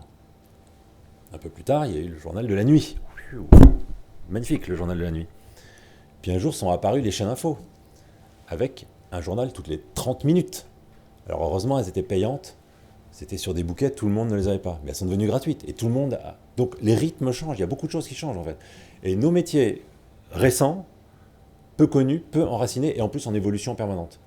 Je pense que tout ça, plus la dimension esthétique et la dimension émotionnelle autour de tout ça, fait qu'on a le sentiment que chacun peut donner son avis et qu'on peut demander son avis et une forme d'incertitude personnelle qui fait que tiens, ça va me rassurer si je demande à tel ou un tel son avis plutôt que de s'en remettre à la vie professionnelle de la personne ou de l'équipe que l'on paye pour ça. Ça, je ne comprends pas cette contradiction de payer des gens pour une compétence et puis aller demander à côté à des gens qui ne sont pas compétents leur avis sur un sujet. Mais la réalité, c'est celle-ci. Et encore une fois, ça demande, je pense, de notre part, de la pédagogie, de l'autorité, expliquer pourquoi c'est nous qui avons la vision, qui avons la connaissance des enjeux, qui avons la programmation de ce à quoi doivent servir nos actions, alors que les personnes qui vont juste émettre un avis affectif sur une couleur, sur une forme, sur un son, ne voient qu'un détail, une partie. Il y a ce travail de pédagogie, on doit l'avoir, on doit le mener haut et fort. Des échanges d'expérience sur ce sujet ? Il doit y en avoir. Il y en a trop ? Non ? Un, deux ? Plus minables les uns que les Personnes, autres, à normalement. distance ? Non ? À distance, sont encore là ? On aura des illustrations tout à l'heure à partager pour vous montrer du vécu, de la crise évitée et du travail correctement réalisé peut-être. On en revient, on l'a déjà évoqué tout à l'heure. Ah, question. Oui, question ? Ça y est, ça voilà. marche. On parle beaucoup du GC aujourd'hui. Les enfants ont une vision stratégique, non. Mais aujourd'hui, on fait appel beaucoup, soit au travers des influenceurs sur les réseaux sociaux, TikTok, sur l'UGC aujourd'hui. Et ça ramène un peu, ça inverse complètement le processus de conception et de communication. Donc, et aujourd'hui, non, il n'y a peut-être pas une vision stratégique, hein, mais en tout cas, c'est une réalité aujourd'hui de nos métiers qui ont changé. C'est-à-dire qu'on va chercher du contenu qui n'est pas piloté en fait par la marque, qui n'est pas piloté au travers d'une vision stratégique, mais qui peut ou non fonctionner et qui implique et engage la marque. Donc c'est quand même aussi par rapport, c'est une autre complexité de nos métiers aujourd'hui, d'un métier qui évolue, où on va chercher du contenu à l'extérieur. Donc à un moment donné, non, ils n'ont peut-être pas une vision stratégique, mais en tout cas, de mon point de vue, c'est quand même une donnée qu'il faut intégrer. Et je ne pense pas que ce soit contradictoire, d'une part, et c'est effectivement, ce sont des nouvelles données avec lesquelles il faut faire. Mais que l'on aille s'associer directement d'ailleurs, ou que l'on bénéficie ou subisse des contenus produits sur la marque par des personnes qui sont mandatées ou qui ne sont pas mandatées pour le faire, c'est une chose. C'est pas pour autant que c'est à ces personnes-là que vous allez confier la maîtrise de votre communication ou de votre marque et les laisser faire. Donc c'est parallèle, c'est à côté. On peut décider de les utiliser parce qu'on leur commande quelque chose. On peut décider de les utiliser parce qu'ils produisent quelque chose d'intéressant. On peut décider on doit faire avec, parfois en les subissant. Donc c'est une donnée du moment et on est obligé de faire avec. C'est pas pour autant qu'on doit leur confier notre stratégie ou la maîtrise de notre communication. Enfin, et on ne le fait pas. On est bien d'accord qu'on ne le fait pas. Enfin, on le fait pas, on peut le subir. Mais comme on subissait avant que cela existe, un journaliste qui fait mal son travail ou qui part en croisade contre votre marque, contre votre dirigeant, un concurrent qui lance une campagne de dénigrement. Donc on a aussi toujours subi des choses de toute façon. Ça va, c'est l'immédiateté, on est d'accord. On va parler d'accélération d'ailleurs. On va parler d'accélération. Donc outils, on a déjà un peu évoqué, c'est-à-dire que différencier les outils de la cible contenu de façon identique, c'est-à-dire un outil c'est une vidéo, mais la construction stratégique c'est pas forcément qu'une vidéo. C'est un exemple encore. On est bien d'accord. Donc on l'a déjà évoqué. Quand je suis arrivé à la direction de la communication du groupe Altran, alors Altran ça n'existe plus aujourd'hui, ça a été racheté par Capgemini, c'était le leader mondial de la recherche et du développement, innovation, recherche et développement. J'avais 26 directions de communication dans 26 pays, 26 directions de communication et des directions très différentes. J'avais 200 personnes en Espagne à la direction de la com, j'avais une demi-personne en Finlande ou en Suède, je me souviens, qui était moitié l'assistante du dirigeant et moitié la communicante. Donc j'avais des profils, des équipes, des compétences, des appétences qui étaient très très différentes. Et j'ai fait dans ce groupe, je me suis amusé, franchement, je me suis franchement amusé dans ce groupe, amusé sérieusement, à faire des campagnes de communication interne aux équipes de communication. Parce qu'en fait, je n'avais pas le même niveau d'interlocuteur partout, donc c'était très compliqué de partager des discours identiques ou être compris de la même façon vis-à-vis de tout le monde. Et j'y suis resté 3 ans, j'ai fait 3 campagnes. J'ai fait une première campagne qui s'appelait « Content is King », même chose, pour expliquer, mais aussi pour leur permettre d'expliquer. Il y avait des stickers gigantesques dans les services com, donc ça interpellait les visiteurs, notamment les donneurs d'ordre, et ça permettait d'engager le dialogue et ça permettait d'expliquer que justement, c'est pas l'outil qui compte, c'est le contenu, qu'est-ce que j'ai raconté, tout ce processus. Donc ça répond en grande partie à ça. Et pour finir l'histoire, la deuxième campagne, c'était Emotion Your Communication. Il n'y a pas de communication, enfin s'il n'y a pas une émotion et si on ne tire pas une attention par une émotion. Et la troisième qui était aussi à mes yeux très importante, c'était nos promos, nos échos. Il faut que ça me revienne. Parce que là, c'est un travers de communicant plus qu'un travers d'amateur de la com. C'est de considérer qu'une fois qu'on a fait le boulot, il est fait. Mais le boulot, il faut qu'il aille jusqu'à la promotion. Si j'ai fait une super campagne, si j'ai des super affiches, un super bulletin magazine interne, mais que je ne distribue pas, que j'affiche pas mes affiches ou que je ne promeus pas mes posts sur les réseaux sociaux, okay, j'ai créé quelque chose de super, mais en fait, ça ne sert à rien. Donc pour en revenir au contenu, les outils c'est vraiment la finalité et le contenu c'est la base. Content is king, j'ai eu ça au-dessus de la tête. J'avais déployé ça sur des tonnes de goodies, de supports. C'est dans un de tes bouquins d'ailleurs, Content is king. Et c'est assurément dans un de mes bouquins, mais c'est la base. L'histoire c'est absolument la base. Si j'ai pas d'histoire à raconter, je communique pas. Je fais pas un communiqué de presse si j'ai rien à dire. Donc c'est toujours la base. Après, on va chercher un prétexte de contenu parce qu'on a besoin de faire un peu de bruit. Ok, mais il faut quand même le trouver, quoi. Et si ce contenu n'a aucune valeur, alors le bruit aura à peu près aucune valeur. Ou il n'y aura même pas de bruit, quoi. Alors la quantité versus qualité, on l'a un peu évoqué déjà, un peu un changement. Et c'était notamment, je l'ai illustré tout à l'heure par les relations presse, où pendant longtemps dans les relations presse, c'était la quantité, il me faut tant d'articles, tant de dossiers, tant de portraits. Les choses ont bien évolué, notamment grâce au fait de pouvoir mesurer la tonalité, et donc la qualité est bien plus importante que la quantité. Donc mieux vaut avoir un seul portrait dans le mois plutôt que 10, si c'est 10 négatifs versus un qui soit très positif. Donc ça me paraît aussi très important. Donc un changement de KPI. Exactement. Ouais. Et j'en profite pour caser là-dedans. peut-être qu'on en reparlera après, toujours sur les relations presse, ce qui a beaucoup évolué, et là où on doit aussi faire beaucoup de pédagogie quand on fait des relations presse, c'est que beaucoup de dirigeants sont encore attachés au papier. Alors moi, je suis un mec du papier, j'assume, j'aime le papier. Un livre, je ne sais pas le lire sur tablette. Reste qu'un article de presse, un dirigeant, il va adorer avoir son article de presse dans la version papier des Échos. Mais la version papier des Échos, elle est beaucoup moins lue, et elle est surtout pas partageable sur les réseaux, sur un site web, par rapport à une version numérique.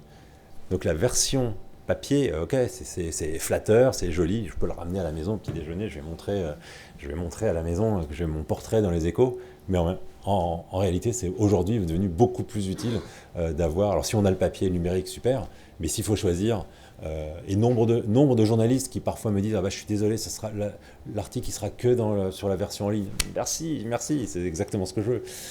Parce que ça, sans avoir à payer de droits au CFC, bah, je vais pouvoir mettre le lien sur mes réseaux sociaux, l'exploiter sous plein d'angles différents. Je vais pouvoir mettre le lien sur une revue de presse sans avoir à payer de droits. Ce n'est pas pour éviter de payer des droits, mais sinon il peut y avoir quand même un problème juridique. Donc voilà, ça va me permettre d'illustrer des posts, ça va me permettre de faire beaucoup de choses. Et la performance, elle sera non pas dans le papier, mais dans le numérique. C'est un peu parallèle, mais c'est important d'avoir ça à l'esprit, parce qu'il y a beaucoup de dirigeants qui tiennent absolument à avoir leur article papier. Alors justement, un changement un peu de comportement, la ligne de conduite, alors la ligne de conduite, on a beaucoup parlé de... Doit-elle être rapide ? On a beaucoup parlé de l'immédiateté. Alors là, c'est un peu... c'est à la fois une question managériale et à la fois une question professionnelle. On a évoqué ce sujet parce qu'avec Frédéric, en préparant cet échange d'aujourd'hui, j'ai évoqué le fait d'avoir eu la chance de bosser avec un président à l'esprit anglo-saxon, en ce sens où il pousse à l'erreur. Et donc, il ne prie pas tous les matins pour que vous fassiez des erreurs, mais il prie tous les matins pour que vous agissiez, pour que vous avanciez et que vous alliez très vite, certain que celui qui gagne par rapport à la concurrence, c'est celui qui va le plus vite que l'autre. Et pour aller plus vite, accepter d'aller plus vite, ça veut dire accepter aussi de faire des erreurs. Évidemment, si on prend moins de temps, moins de recul, moins d'analyse, il faut prendre ce qu'il faut, mais aller plus vite, aller toujours plus vite, bah, ça veut dire qu'on peut faire des erreurs. Et si vous faites des erreurs, on ne vous en veut pas. Alors, il faut apprendre de ces erreurs, il faut éviter de les renouveler une fois, deux fois, trois fois, mieux vaut éviter. Mais ça, c'est important et c'est très enrichissant de travailler dans ce type de culture. Et ça l'est d'autant plus aujourd'hui où il faut aller très vite avec ce travail toujours au rythme des notifications des smartphones, ce travail d'immédiateté, de réactivité permanente. On est souvent plus dans la précipitation que dans le risque, c'est d'être plus dans la précipitation que dans la réactivité. Mais on a besoin d'être très, très, très, très rapide. Et donc cette notion de la rapidité et du risque qui va avec, mais du risque qu'il faut accepter, parce que parfois à trop réfléchir aussi, bah, l'affaire est passée, on est grillé par un concurrent, une parole plus importante a pu être produite et on n'existe plus dans le bruit médiatique dans lequel on peut souhaiter exister. En situation de crise, ça peut être aussi catastrophique parce que si la crise s'installe, vous pouvez perdre la maîtrise de votre gestion de communication de crise si vous n'êtes pas suffisamment rapide, toujours sans être dans la précipitation, mais être dans la réactivité.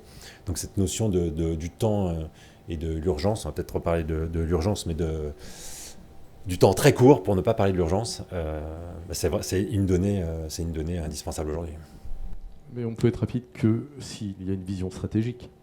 On ne peut être rapide que s'il y a une vision stratégique, on ne peut être rapide que si on sait où on va, vision stratégique, on ne peut être rapide que si on est professionnel, c'est-à-dire que si on a des pratiques, si on a de l'expérience, si on a des réflexes, on peut être pratique que si on est organisé, là aussi c'est professionnel, préparé, organisé, c'est-à-dire que quand il faut agir, on consacre du temps de cerveau au sujet et non plus à des considérations domestiques, administratives, organisationnelles.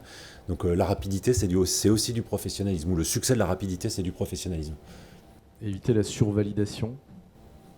La survalidation, c'est le non-respect finalement des fonctions des uns et des autres. Si vous êtes le DIRCOM, c'est vous qui validez les sujets de com. Si vous devez vous référer à un directeur général, puis à une présidente, puis à un conseil d'administration, la crise est passée depuis longtemps, ou alors il y a eu d'autres crises qui ont pu intervenir. Donc à chacun son autorité, sa responsabilité aussi, au DIRCOM aussi de savoir quelle est sa vraie autorité et jusqu'où il peut aller, et où est-ce qu'il faut qu'il partage, où est-ce qu'il faut éventuellement qu'il délègue. Des remarques? Non? Est-ce qu'aujourd'hui c'est rapide ou c'est lent pour vous? C'est les deux, non? C'est souvent les deux, en fait. C'est Sabine qui rigole. Tu veux intervenir, non? C'est vrai qu'on dit souvent on va passer beaucoup trop de temps sur un support qui va être lu pendant 2 minutes. Donc, quitte à passer à côté de l'opportunité en fait, de communication, quoi. C'est ça, en fait, là. Exactement, mais réagir sur les réseaux sociaux, si on passe la journée à trouver la bonne formule pour parfaitement répondre à une problématique, mais la problématique elle aura peut-être pris une ampleur de folie, tout ce temps de réflexion. Alors ça ne veut pas dire qu'il faut répondre avec spontanéité sans réfléchir, mais il faut avoir une mesure et un rythme adapté au support, aux circonstances, au risque. Donc tout est une question aussi de discernement. Le discernement, ça pourrait faire partie des qualités indispensables du communicant. Savoir faire preuve de discernement, c'est très important. Oui, une question. Juste pour faire écho au discernement, à la direction anglo-saxonne, à la rapidité, au fait de... Est-ce que, pour prendre un sujet d'actu, Elon Musk, c'est un directeur de communication qui utilise ça, il va vite, il prend des risques, il sait où il va, il a une vision stratégique qui lui est peut-être assez personnelle. Donc, est-ce qu'il a des partenaires? Est-ce que c'est ça le profil d'un DIRCOM aujourd'hui, Next Generation? Ou est-ce que je vous pose la question, donc vous êtes numéro 1 d'après Forbes, mais donc je pense que vous avez potentiellement un avis qui peut être légitime sur la question. 50-50 ou appelle un ami? Non, alors là, c'est typiquement la personne sur laquelle je ne m'exprimerai pas. C'est un ovni. Oui, il répond à certains critères, mais il ne répond pas à d'autres. Je ne sais pas. Je ne sais pas ce qui l'anime, je ne sais pas ce qu'il y a dans son cerveau, je ne sais pas où il emmène son entreprise. On m'a de nombreuses reprises interrogé sur ce que j'en pensais. Est-ce que Twitter allait continuer d'exister? Mais depuis que Twitter est né, je me dis qu'il faut intégrer l'idée que ça puisse s'arrêter du jour au lendemain, sans l'imaginer, sans vouloir y croire. Mais Twitter, comme tous les autres réseaux sociaux, je me dis qu'il faut accepter l'idée que peut-être un jour, celui-ci ou un autre, s'arrête du jour au lendemain et c'est terminé. Donc déjà, ne pas tout miser, ne pas mettre tous ses œufs sur le même réseau social. Maintenant, que va faire Elon Musk? Déjà, entre ce qu'il a, il a fait apparemment beaucoup de mal. Je dis apparemment parce que aucune raison de ne pas croire tout ce qu'on reçoit, mais en même temps, on n'est pas dans le cœur du réacteur. Il semble avoir fait déjà beaucoup de mal à son entreprise, ou au moins à ses salariés. Il a déjà fait beaucoup d'allers-retours sur des décisions sur lesquelles il est revenu. On est déjà en train de parler d'un dirigeant à qui il confierait la boîte parce qu'il ne va pas la diriger lui-même. Quelle sera la réelle autorité de ce dirigeant et son implication ou son ingérence à Elon Musk envers ce dirigeant? Qu'est-ce qu'il va faire de ce réseau? Alors, est-ce que c'est un manager? Est-ce que c'est le profil parfait du manager de demain? J'en sais vraiment rien.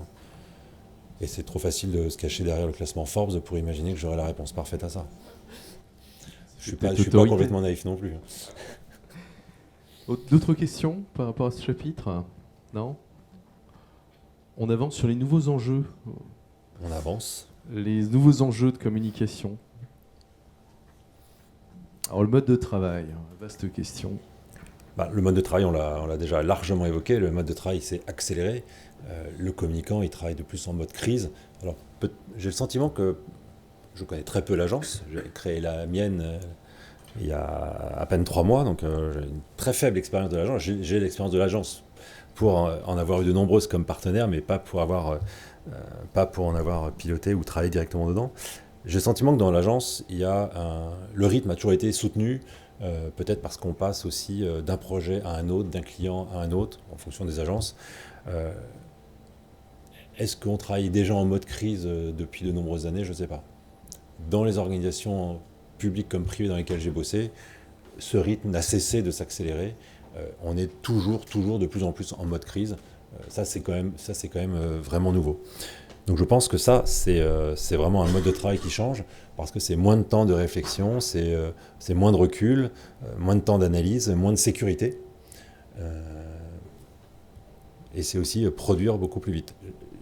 Je vais vous donner l'exemple d'un de mes amis qui a été directeur de cabinet à 2 reprises de la ministre de la Santé, 2 fois de femmes, à 20 ans d'écart. Et qui m'expliquait, la dernière fois, c'était sous le mandat de François Hollande.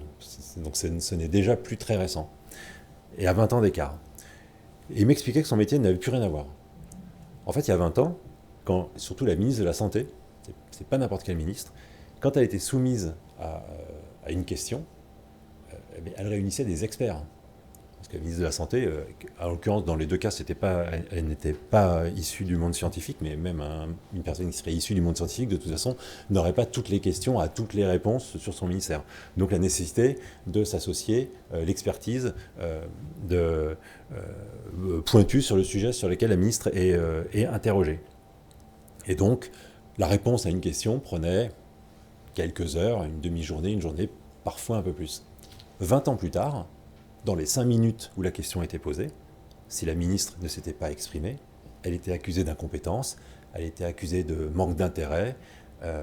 Et donc, en fait, là, il y avait un niveau d'urgence et de permanence absolue qui fait que la qualité n'était évidemment plus. Et donc, on n'était plus dans une réponse d'expertise, on était plus dans une réponse politique, voire politicienne, parce que le besoin, ce n'était plus le sens et l'intérêt de la réponse, mais c'était la réponse elle-même. Il fallait répondre et tout de suite. Et donc, notre travail de communicant, qu'on travaille dans la santé, qu'on travaille auprès d'élus ou qu'on travaille dans une entreprise privée, peu importe, on ressent, moi j'ai ressenti de plus en plus cette obligation de travailler dans un mode de crise. Il n'y a pas une seule journée qui se termine comme on a prévu qu'elle commençait, parce qu'il vous est tombé sur le dos plein de crises dans la journée, des petites, des crises importantes, des crises qui en devenir. Donc ce mode crise, c'est pour moi le plus grand changement dans notre façon de travailler. Et qui s'explique aussi par toute la technologie aussi qui nous accompagne depuis des années. Et oui. C'est pas une question de mentalité, c'est aussi beaucoup une question de ce qui nous entoure et ce qui fait la réalité de notre métier aujourd'hui et de notre société aujourd'hui. Alors justement, tu me disais qu'on est passé de valoriser, promouvoir dans notre métier à protéger, préserver. Ça, c'est une façon d'introduire le sujet de la crise. C'est qu'effectivement, moi, quand j'ai commencé ma vie professionnelle, le communicant, il avait 2 objectifs. C'était valoriser, promouvoir. C'était faire savoir, c'était embellir une situation, c'était rendre plus belle la réalité, mais on était vraiment dans un travail de promotion, de valorisation des sujets, des marques, des personnes, des dirigeants. Aujourd'hui, on prend un virage qui est quand même très très différent et qui est celui de se protéger, de préserver les intérêts de l'entreprise, de préserver l'image de marque, de faire attention. Donc on est beaucoup moins... j'ai un sentiment d'inversement de vapeur, où on va devenir des protecteurs plutôt que des gens qui sont là pour valoriser. Et ça change un peu la nature de notre travail. Vous vivez ça là au quotidien, dans vos missions? Ouais. Bernard, ouais. Je pense que c'est différent entre une collectivité publique et une entreprise privée, entre une petite et une grosse entreprise, entre une entreprise cotée et non cotée. Entre les secteurs d'activité, il doit y avoir beaucoup de nuances. Néanmoins, au niveau de la filière communication France, on se rend compte que la France n'est pas le pays de la culture marketing et de la culture de la promotion à outrance, pour plein de raisons. Mais si en plus on revient en arrière, déjà historiquement, tout à fait. Mais si en plus on en revient à se dire ok, il y a un repli sur soi, ça va être très compliqué pour nous tous de faire des communications émergentes ou segmentantes. Ça va être un peu on appelle ça quoi, du blending ou des techniques un petit peu d'être moyen pour justement être paré au sujet qu'on va voir tout à l'heure, c'est-à-dire éventuellement une crise liée à une émergence ou une allégation trop forte.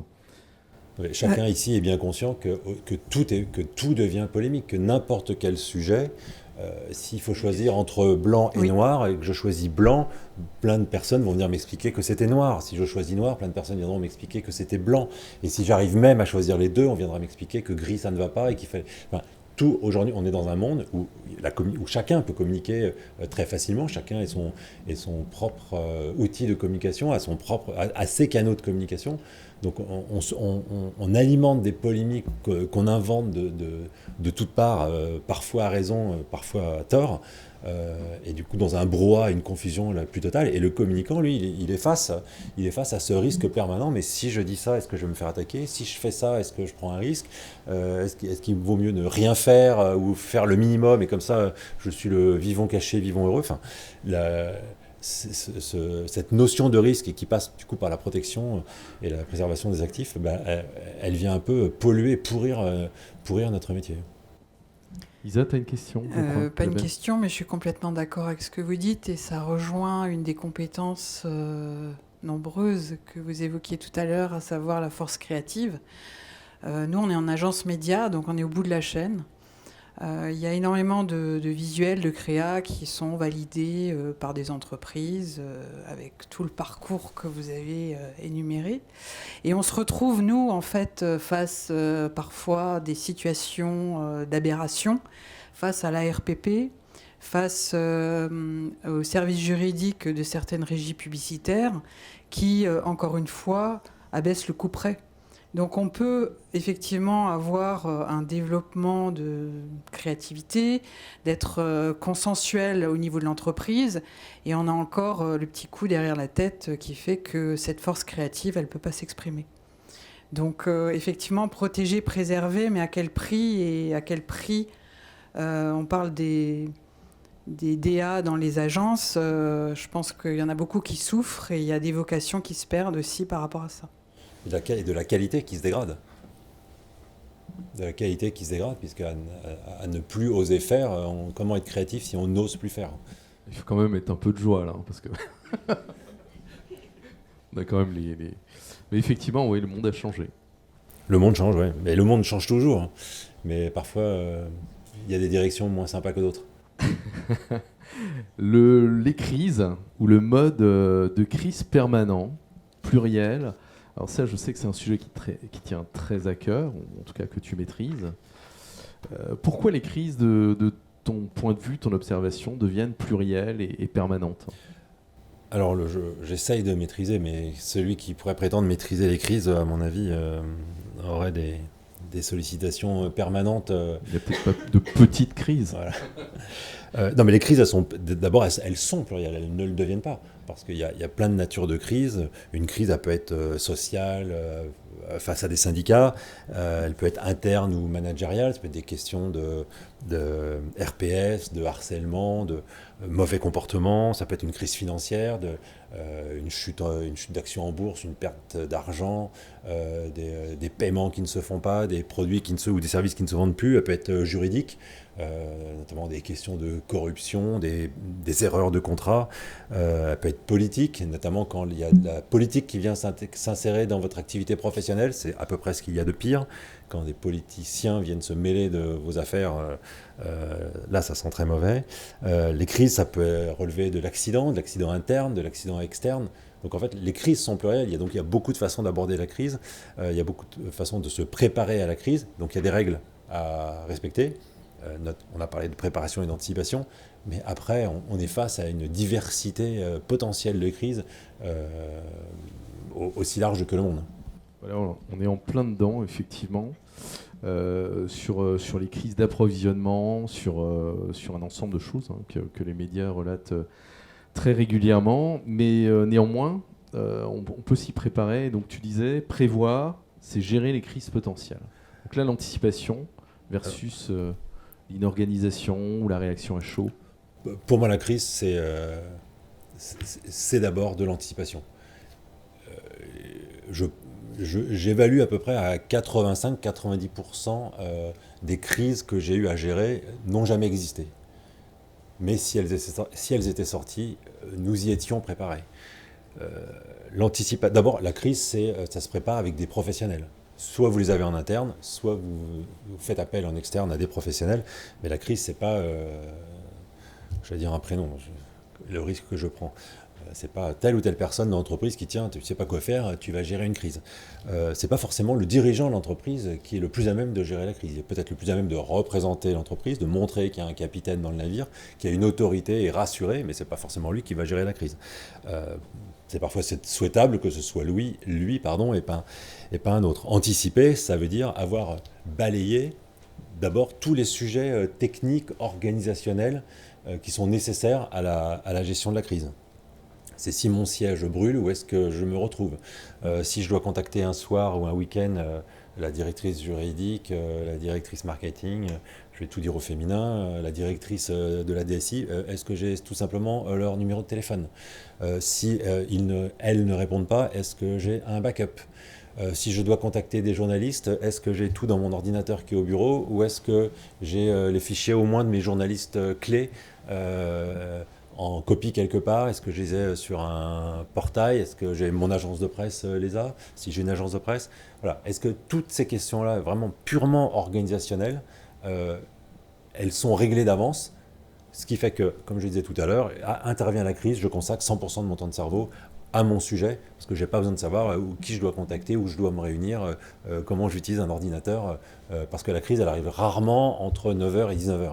Elle arrive plutôt la nuit, plutôt le week-end, plutôt quand vous êtes en vacances, et si possible, si vous êtes très loin, parce que si vous êtes en vacances mais chez vous, la crise est beaucoup moins drôle.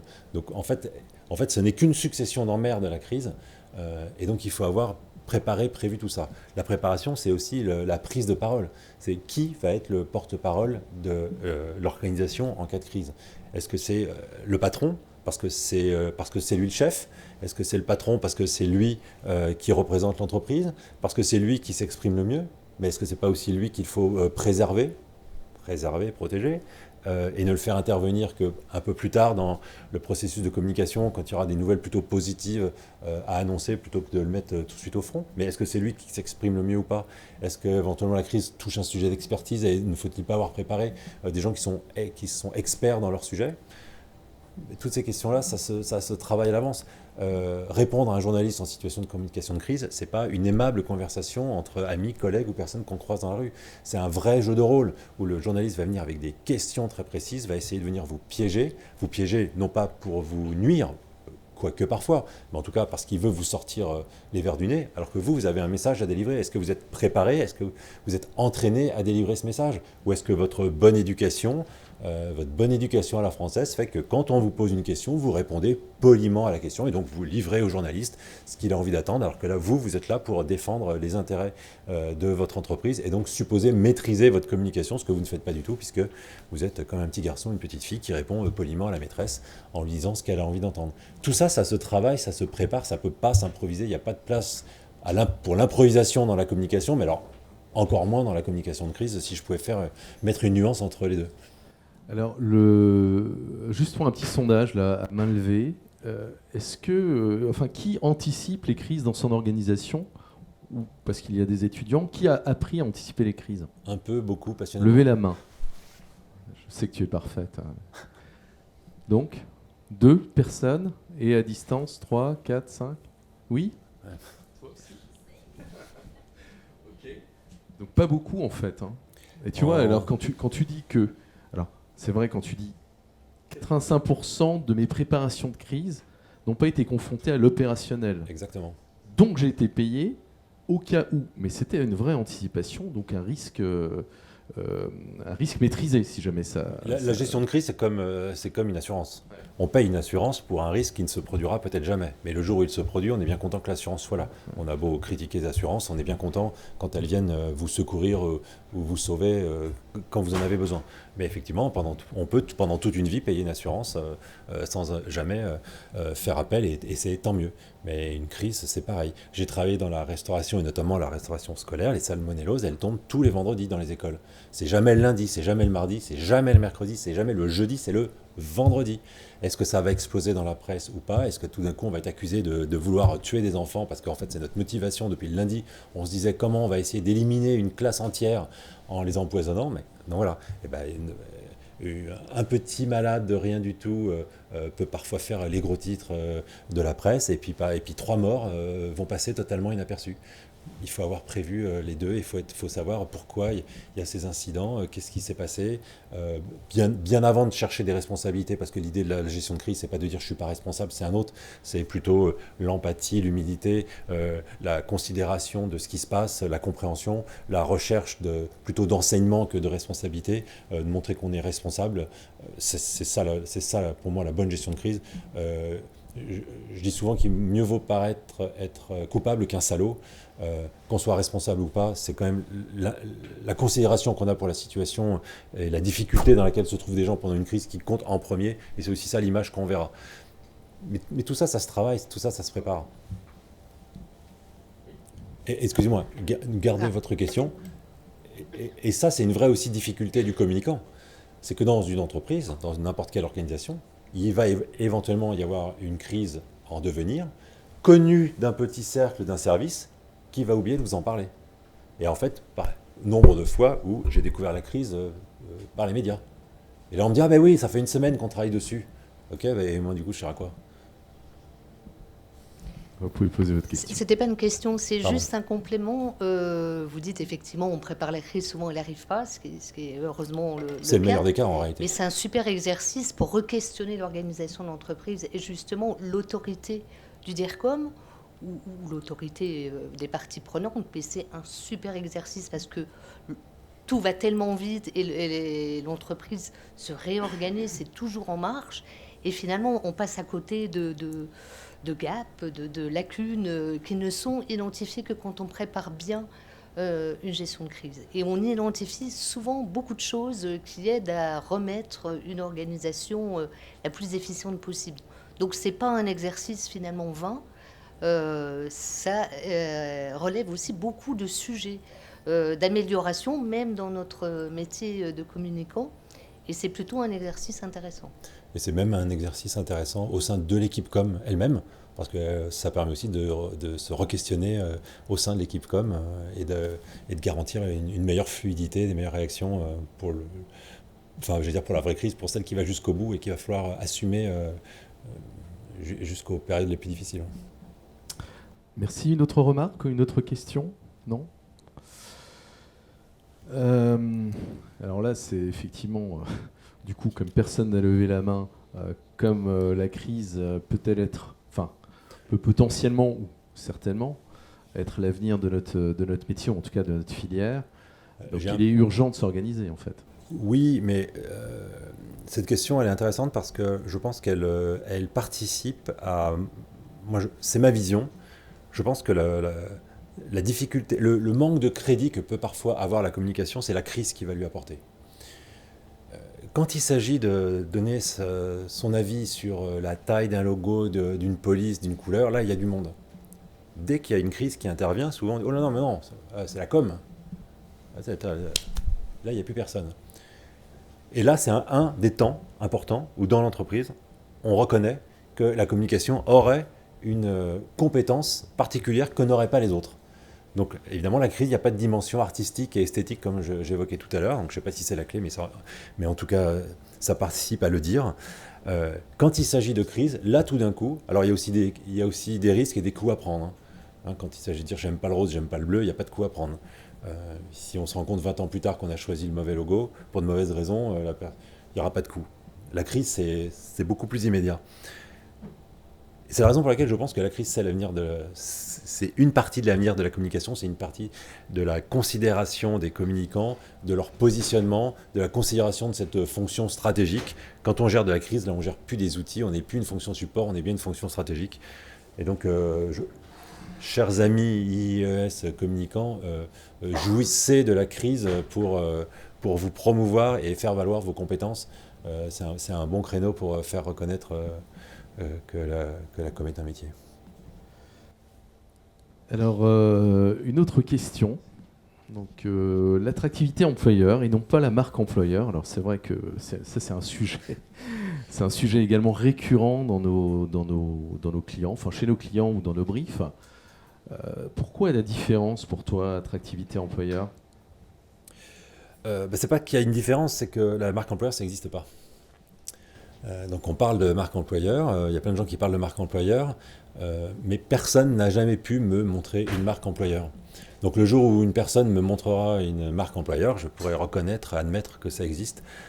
Jamais personne n'a pu me montrer une marque employeur. Alors, on joue sur les mots, on est bien d'accord, mais en communication, les mots ont quand même un sens. Donc peut-être pourrions-nous respecter le sens des mots. Marque employeur, c'est juste une mauvaise traduction de l'anglais, et évidemment, les Français, on n'a jamais brillé par notre capacité à parler les langues étrangères. Donc voilà, c'est juste une petite plaisanterie, mais encore que. Il n'y a qu'une marque, la marque Air France, c'est Air France, et quand elle veut recruter, elle déploie toute sa communication employeur, son image employeur, son attractivité employeur, sous la marque Air France, et non pas sous une autre marque qui serait une marque employeur. Et donc il n'y a pas plus de marque employeur que de marque interne, que de marque corporate, de marque financière, de marque je ne sais quoi. L'entreprise n'a qu'une marque. Voilà. Maintenant, pourquoi est-ce que c'est un enjeu majeur ? C'est le plus intéressant. Parce que c'est quand même l'attractivité employeur, elle concerne deux populations. On en oublie souvent une qui est la population interne. L'image employeur, la communication employeur, l'attractivité employeur, c'est aussi une communication vis-à-vis de l'interne et vis-à-vis des collaborateurs. Et qui sont les premiers ambassadeurs d'une organisation ? C'est quand même les collaborateurs. Qui est fier ou qui a honte de parler de son entreprise dans un dîner, dans la famille, à la sortie de l'école, avec les autres parents d'élèves, en vacances, dans un club ? Tiens, t'es français, toi aussi, qu'est-ce que tu fais ? Je suis fier de l'entreprise dans laquelle je bosse, ou j'ai honte. Mon entreprise a une bonne image, ou elle a une mauvaise image. Donc cette population interne, elle est très importante dans l'attractivité employeur. L'autre enjeu de l'attractivité employeur, c'est évidemment le recrutement. Si le travail de communication n'est pas correctement fait, si on ne donne pas envie de venir dans une entreprise, si la marque elle n'a pas une valeur, et une valeur aussi authentique, parce que si l'attractivité employeur elle est mensongère, non seulement on ne fera pas un bon recrutement, c'est gagnant-gagnant, donc si on trompe les gens en les recrutant, de toute façon on va les perdre, et puis si on a une image employeur, qui ne correspond pas à la réalité, quel message vous envoyez en interne de gens qui vont peut-être venir des détracteurs internes de la communication que vous pouvez faire, ça ne sera certainement pas du bon boulot. Donc l'attractivité employeur, c'est un travail de communication intéressant, passionnant, très ancré dans l'actualité au regard des difficultés de recrutement que peuvent avoir les entreprises aujourd'hui. C'est un sujet passionnant. Ne l'appelons juste pas marque employeur, ça n'existe pas. Sauf si quelqu'un a une marque employeur à me présenter. Et là, je me soumets. Alors, on me fait signe qu'on a dépassé déjà... on me fait signe en régie qu'on a dépassé un peu le timing. Quelles sont les autres questions ? L'inorganisation. L'inorganisation, on l'a évoqué finalement de façon transverse. Ouais. Attends, voir, qu'est-ce qu'on avait mis ? Oui, on avait mis...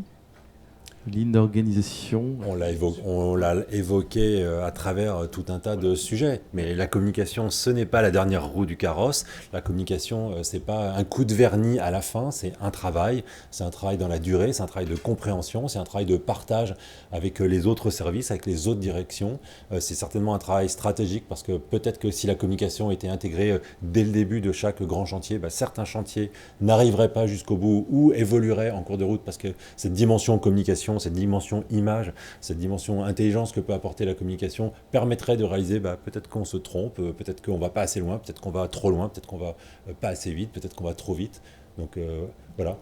En amont, en amont. La communication, ce n'est pas le service qui, le vendredi soir, fait en express un travail pour lequel il faut du temps parce qu'on lui demande à la dernière minute de réaliser quelque chose qui finalement serait stratégique mais à régler en quelques heures. La mauvaise urgence. Voilà. Et la mauvaise urgence, parce que les urgences, et nous sommes ici dans un haut lieu scientifique, même chose, en communication, les mots ont un sens. Les urgences, c'est les pompiers et c'est l'hôpital. Il n'y a pas d'urgence en communication. Il peut y avoir des imprévus, il peut y avoir des accidents, il peut y avoir un besoin nouveau, mais on ne sauve pas des vies. On fait de la com, on ne sauve pas des vies. Les urgences, c'est les pompiers et l'hôpital. Donc les urgences toutes les 5 minutes, parce qu'on a oublié depuis des semaines de vous parler d'un sujet qu'il faut régler maintenant. Et là, c'est là où tout à l'heure on a pas mal parlé d'autorité, c'est aussi là où il faut savoir dire non. quand on vient vous demander un sujet, une urgence qui n'a rien d'une urgence, puisque vous n'êtes pas des pompiers ni des médecins, il faut aussi savoir dire non. Et quand vous mettez une personne dans la merde en lui disant non, parce que finalement, c'est tout son processus, elle a programmé tout son boulot depuis du début jusqu'à la fin, juste en vous oubliant à la fin. La fois suivante, elle pensera à vous. Elle pensera à vous intégrer au bon moment. Si vous trouvez toujours la solution, si vous vous démenez, si c'est votre soirée que vous ruinez, ou votre week-end, ou une partie de vos vacances que vous ruinez, pour la satisfaire, parce qu'il ne faut pas faire de vagues, parce que vous n'allez pas la planter, parce que c'est lent. Non, vous n'avez pas moins de valeur, vous travaillez tout autant que les autres, vous êtes autant légitime que les autres, et vous devez être autant respecté que les autres. Discernement, vous pouvez faire preuve de discernement et apprécier une situation plutôt qu'une autre. Mais il y a un moment, il faut aussi accepter de planter un sujet. Parce que est-ce que ça va être si grave que ça que le communiqué parte que le mardi ou le mercredi par rapport au lundi? Alors, est-ce que le lundi c'est le meilleur jour pour un communiqué? Parce que celui qui vous donne le vendredi un communiqué pour le vendredi pour le lundi, il n'a aucune idée de quel est le bon jour pour communiquer et encore moins quelle est la bonne heure. Donc peut-être que vous pouvez lui expliquer et puis aussi lui expliquer qu'il vous faut du temps pour travailler et que sa demande c'est non, mais avec explication et solution, parce qu'on n'est pas là non plus pour tout bloquer, mais on n'est pas non plus là pour tout subir. Comme si on n'avait aucune valeur. La bonne intention. La bonne intention. Ouais. La bonne intention, c'était pour illustrer des exemples, c'est ça? Je crois. Alors la bonne intention, c'était cet exemple dont tu voulais parler. On a parlé tout à l'heure de... je l'ai devant moi, je n'ai pas besoin de me retourner. On a parlé tout à l'heure de marque et de, par exemple, l'intention de... On arrive, on change une marque. C'est souvent le cas dans les collectivités publiques. Une équipe municipale en remplace une autre. D'un coup, le logo de la collectivité doit changer parce qu'en fait, il doit représenter la nouvelle collectivité, alors que le logo de la collectivité, il doit représenter la collectivité. C'est souvent le cas aussi dans les entreprises où un nouveau dirigeant, finalement, veut marquer son passage par une identité qui finalement, confusion entre l'identité de la personne ou de l'équipe et confusion de l'entreprise. J'ai un exemple, l'exemple de Foncia par lequel je suis passé, qui avait 14 chartes graphiques différentes. Quand je suis arrivé, j'ai demandé aux gens de mon service, que je n'ai pas gardé longtemps, quelle était la bonne charte graphique, et on m'a répondu, celle que tu préfères. Chacun utilise celle qu'il préfère. Alors je leur ai expliqué qu'on allait travailler un peu différemment. 14 avec des couleurs dans tous les sens. Il y avait une seule chose qui était systématique, c'est qu'il y avait cette barre orange qui, moi, me donnait bien le sentiment qu'il y avait bien un mur entre l'entreprise et ses clients. Une entreprise, le syndic de copropriété, dont la critique la plus récurrente, à tort et à raison, c'est ne répond pas aux clients, n'est pas disponible, n'est pas présent. Et là, j'avais le sentiment que l'image de l'entreprise le montrait bien. On avait installé un mur pour vraiment... Il y avait deux camps, il y avait les gentils et les méchants. Les gentils, c'était nous, et les méchants, c'était les clients. Il y avait un besoin d'unification de l'identité graphique, il y avait un besoin d'adaptation aussi aux outils numériques. Donc, bonne intention, je pense. On n'a pas changé, on n'a pas révolutionné la marque, qui continue de coexister, parce qu'on ne remplace pas non plus, on ne refait pas 500 agences en France du jour au lendemain. Mais on a simplifié, on a unifié, et puis on a assis la marque sur une ligne qui se trouve aussi pouvoir être la signature de la marque, et on a remis ensemble les clients et les collaborateurs. Il y avait un autre exemple. Là, c'est la surprise du symbole. La surprise du symbole et le caprice du chef. J'arrive chez Elior et là, chose qui ne m'était jamais arrivée, on me demande de changer ce logo parce qu'on n'aime pas le rouge. Ça m'était jamais arrivé, ça. Et alors, qu'est-ce qu'on en a à foutre d'aimer le rouge ou pas? J'ai cherché à comprendre pourquoi ce logo, qu'est-ce qu'il voulait dire. Il existait depuis toujours, ce que ça allait impliquer à changer. Alors, l'implication du changement a été importante parce que comme il figurait sur des centaines et des centaines de véhicules, ça voulait dire un marquage important à refaire et donc des coûts très importants à engager. Mais surtout, en faisant l'étude de l'historique de ce logo, j'ai appris que cette fleur rouge, dans laquelle il y a un E, un peu comme le C de Carrefour, peut-être moins bien réalisé, se voulait être un camélia, et que le camélia, c'est le symbole de Chanel, et qui était la marque préférée de l'épouse du fondateur, donc là vous voyez où on va, et que donc si je touchais à ce logo sans le savoir, eh bien je me mettais à dos la famille du fondateur et qui restait l'actionnaire majoritaire du groupe. Donc très mauvaise idée d'aller changer ce logo. Et en poussant un peu plus, j'ai essayé de comprendre en fait pourquoi on voulait changer ce logo. Et on voulait changer ce logo parce que la marque Elior, c'était aussi le nom du groupe. et qu'on ne voulait pas avoir la même identité pour le groupe et pour la marque commerciale. De là, je me suis dit, mais peut-être faut-il plutôt créer une marque ombrelle pour l'ensemble des activités du groupe, qui reprendrait des codes existants et qui en apporterait de nouveaux, ce qui permettrait de préserver la marque et nos relations avec la famille de l'actionnaire majoritaire, tout en créant et en modernisant, même si j'aime pas le terme. C'est ce qui nous a amené à créer cette identité, qui a ensuite pu être déclinée sur d'autres marques. Et au fur et à mesure que les autres marques du groupe, grandes marques ou petites marques, évoluaient ou se développaient, ou se créaient d'ailleurs, une plateforme de marque permettait de repartir de la marque groupe et puis ensuite de la décliner. C'était le cas avec la marque Areas, qui était une marque très ancienne, qui a été vendue depuis, de la restauration de concessions autoroutes, gares, aéroports, mais qui a été revendue depuis, mais qui conserve toujours cette identité. Et elle est notamment très présente en Espagne. Si vous voyagez en Espagne, en aéroport, gare ou autoroute, vous serez toujours fréquemment confronté à cette marque. Que j'ai contribué à créer en déclinaison d'une marque qu'il a fallu inventer pour éviter de détruire une marque qui risquait de détruire nos bonnes relations avec un actionnaire majoritaire.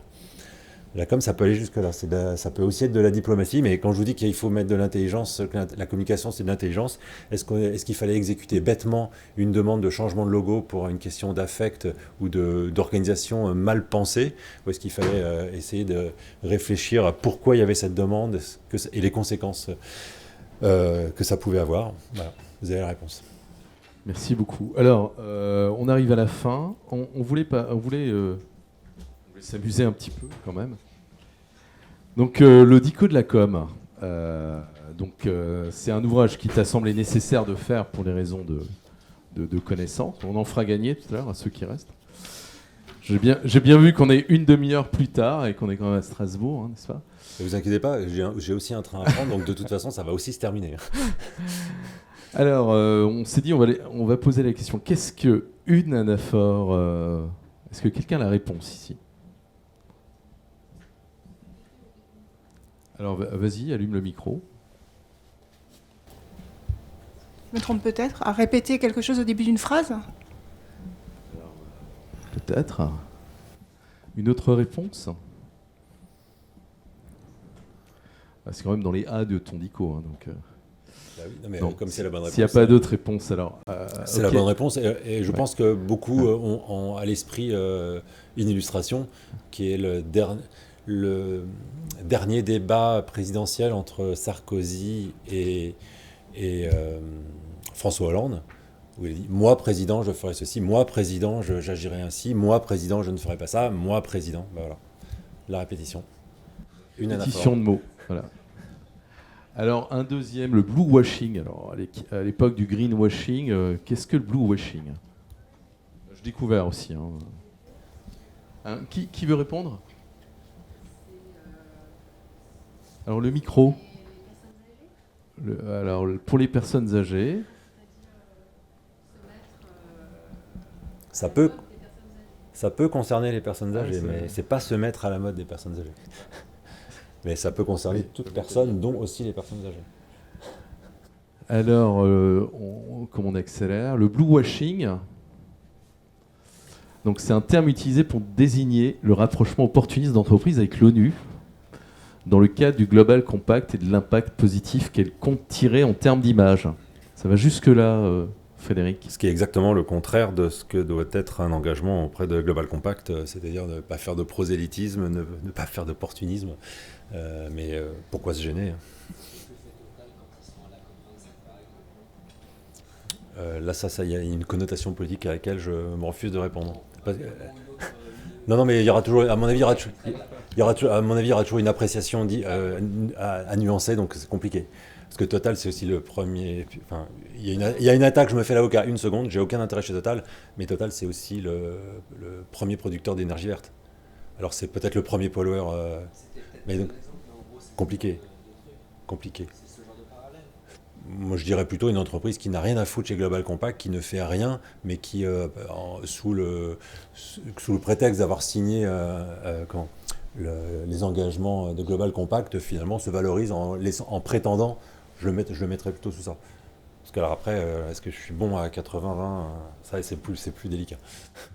On passe à transmédialité. Voilà, ça fait chic hein, dans un cocktail. Et ça n'a rien à voir avec les bus, le métro et les tramways. Une réponse ? On est là pour apprendre, hein, vous inquiétez pas. Hein. Thierry, non ?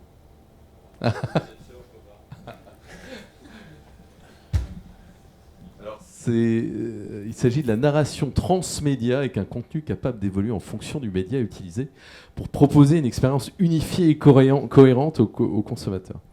Je ne suis pas certain que ma définition soit si cohérente que ça. Je pense qu'il faudra la retravailler, celle-ci. Bon, elle est là-dedans, hein ? Oui. Exact. Mais tu savais pas. Donc c'est les mots de la valeur ajoutée, ça, en fait.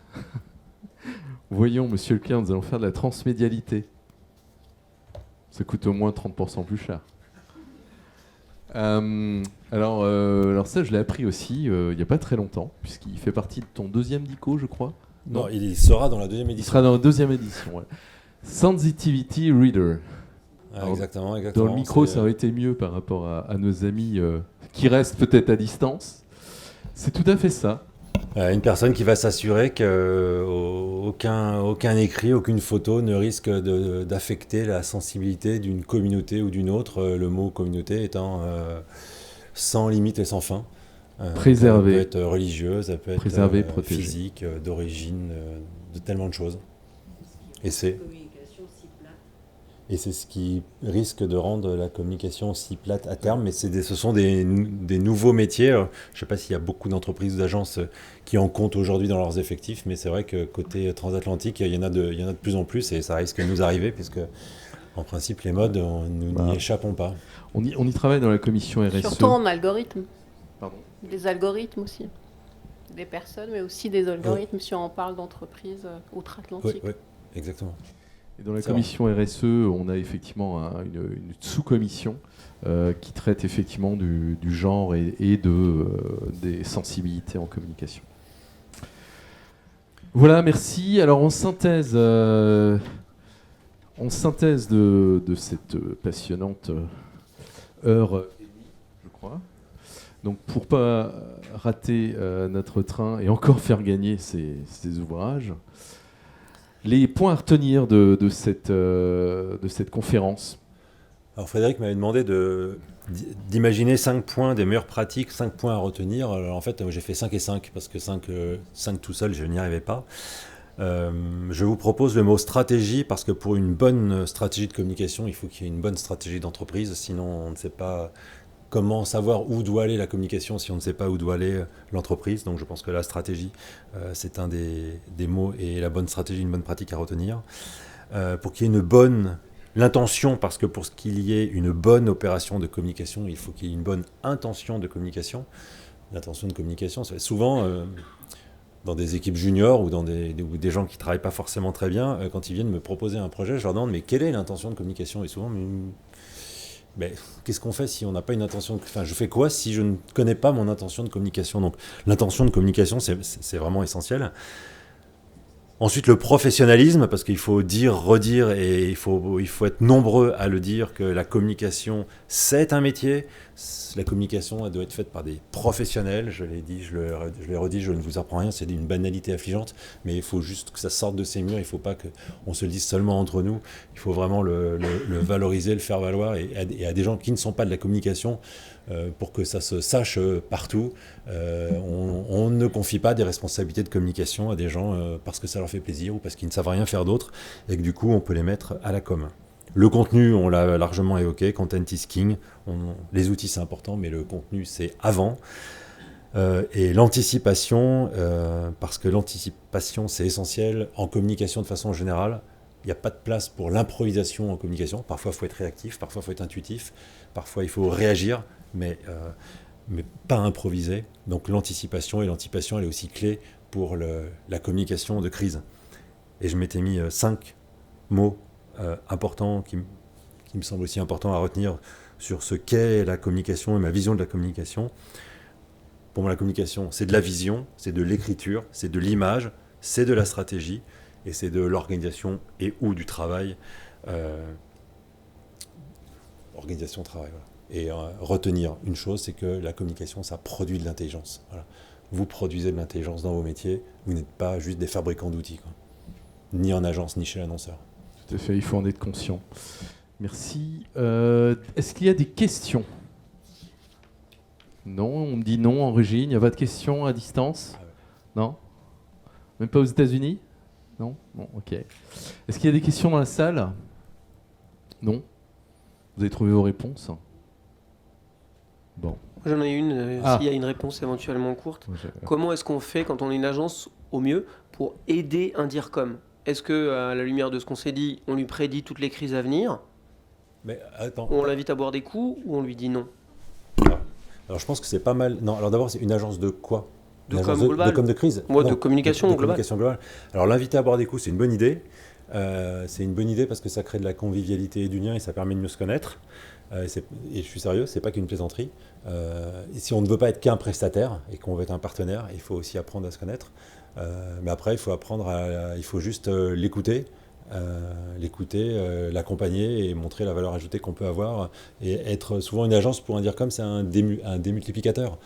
C'est le collaborateur en plus, c'est la compétence en plus, la compétence qui manque, qu'on n'a pas, ou le temps qu'on n'a pas. Donc le DIRCOM, il a besoin de se rendre compte de ça dans sa relation avec l'agence. Et ce que le DIRCOM déteste le plus dans une agence, c'est l'agence qui ne l'écoute pas et qui veut essayer de lui imposer ses idées, sa vision, voir les projets qu'elle n'a pas pu recaser ailleurs. Et ça c'est très pénible, parce qu'on n'a pas le sentiment d'être servi, on a le sentiment d'être utilisé.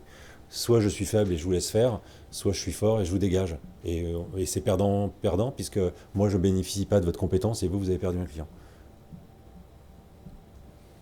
Bah, c'était clair. Une autre question à part, pas négatif, à part Nicolas. C'est honnête. Alors s'il n'y a pas d'autres questions, je cherche une main innocente. En la directrice, non ? Carole, non ? Brigitte ? Allez, Brigitte. Voilà, donc nous avons des ouvrages dédicacés. Bah, ils vont l'être. Qui vont être dédicacés, donc personnalisés avec sinon on va se rendre compte que c'est truqué. Avec une valeur, ouais, dédicacés. Avec une valeur tout à fait particulière. Merci beaucoup. Merci Frédéric. Alors voilà, donc merci à Frédéric Fougera.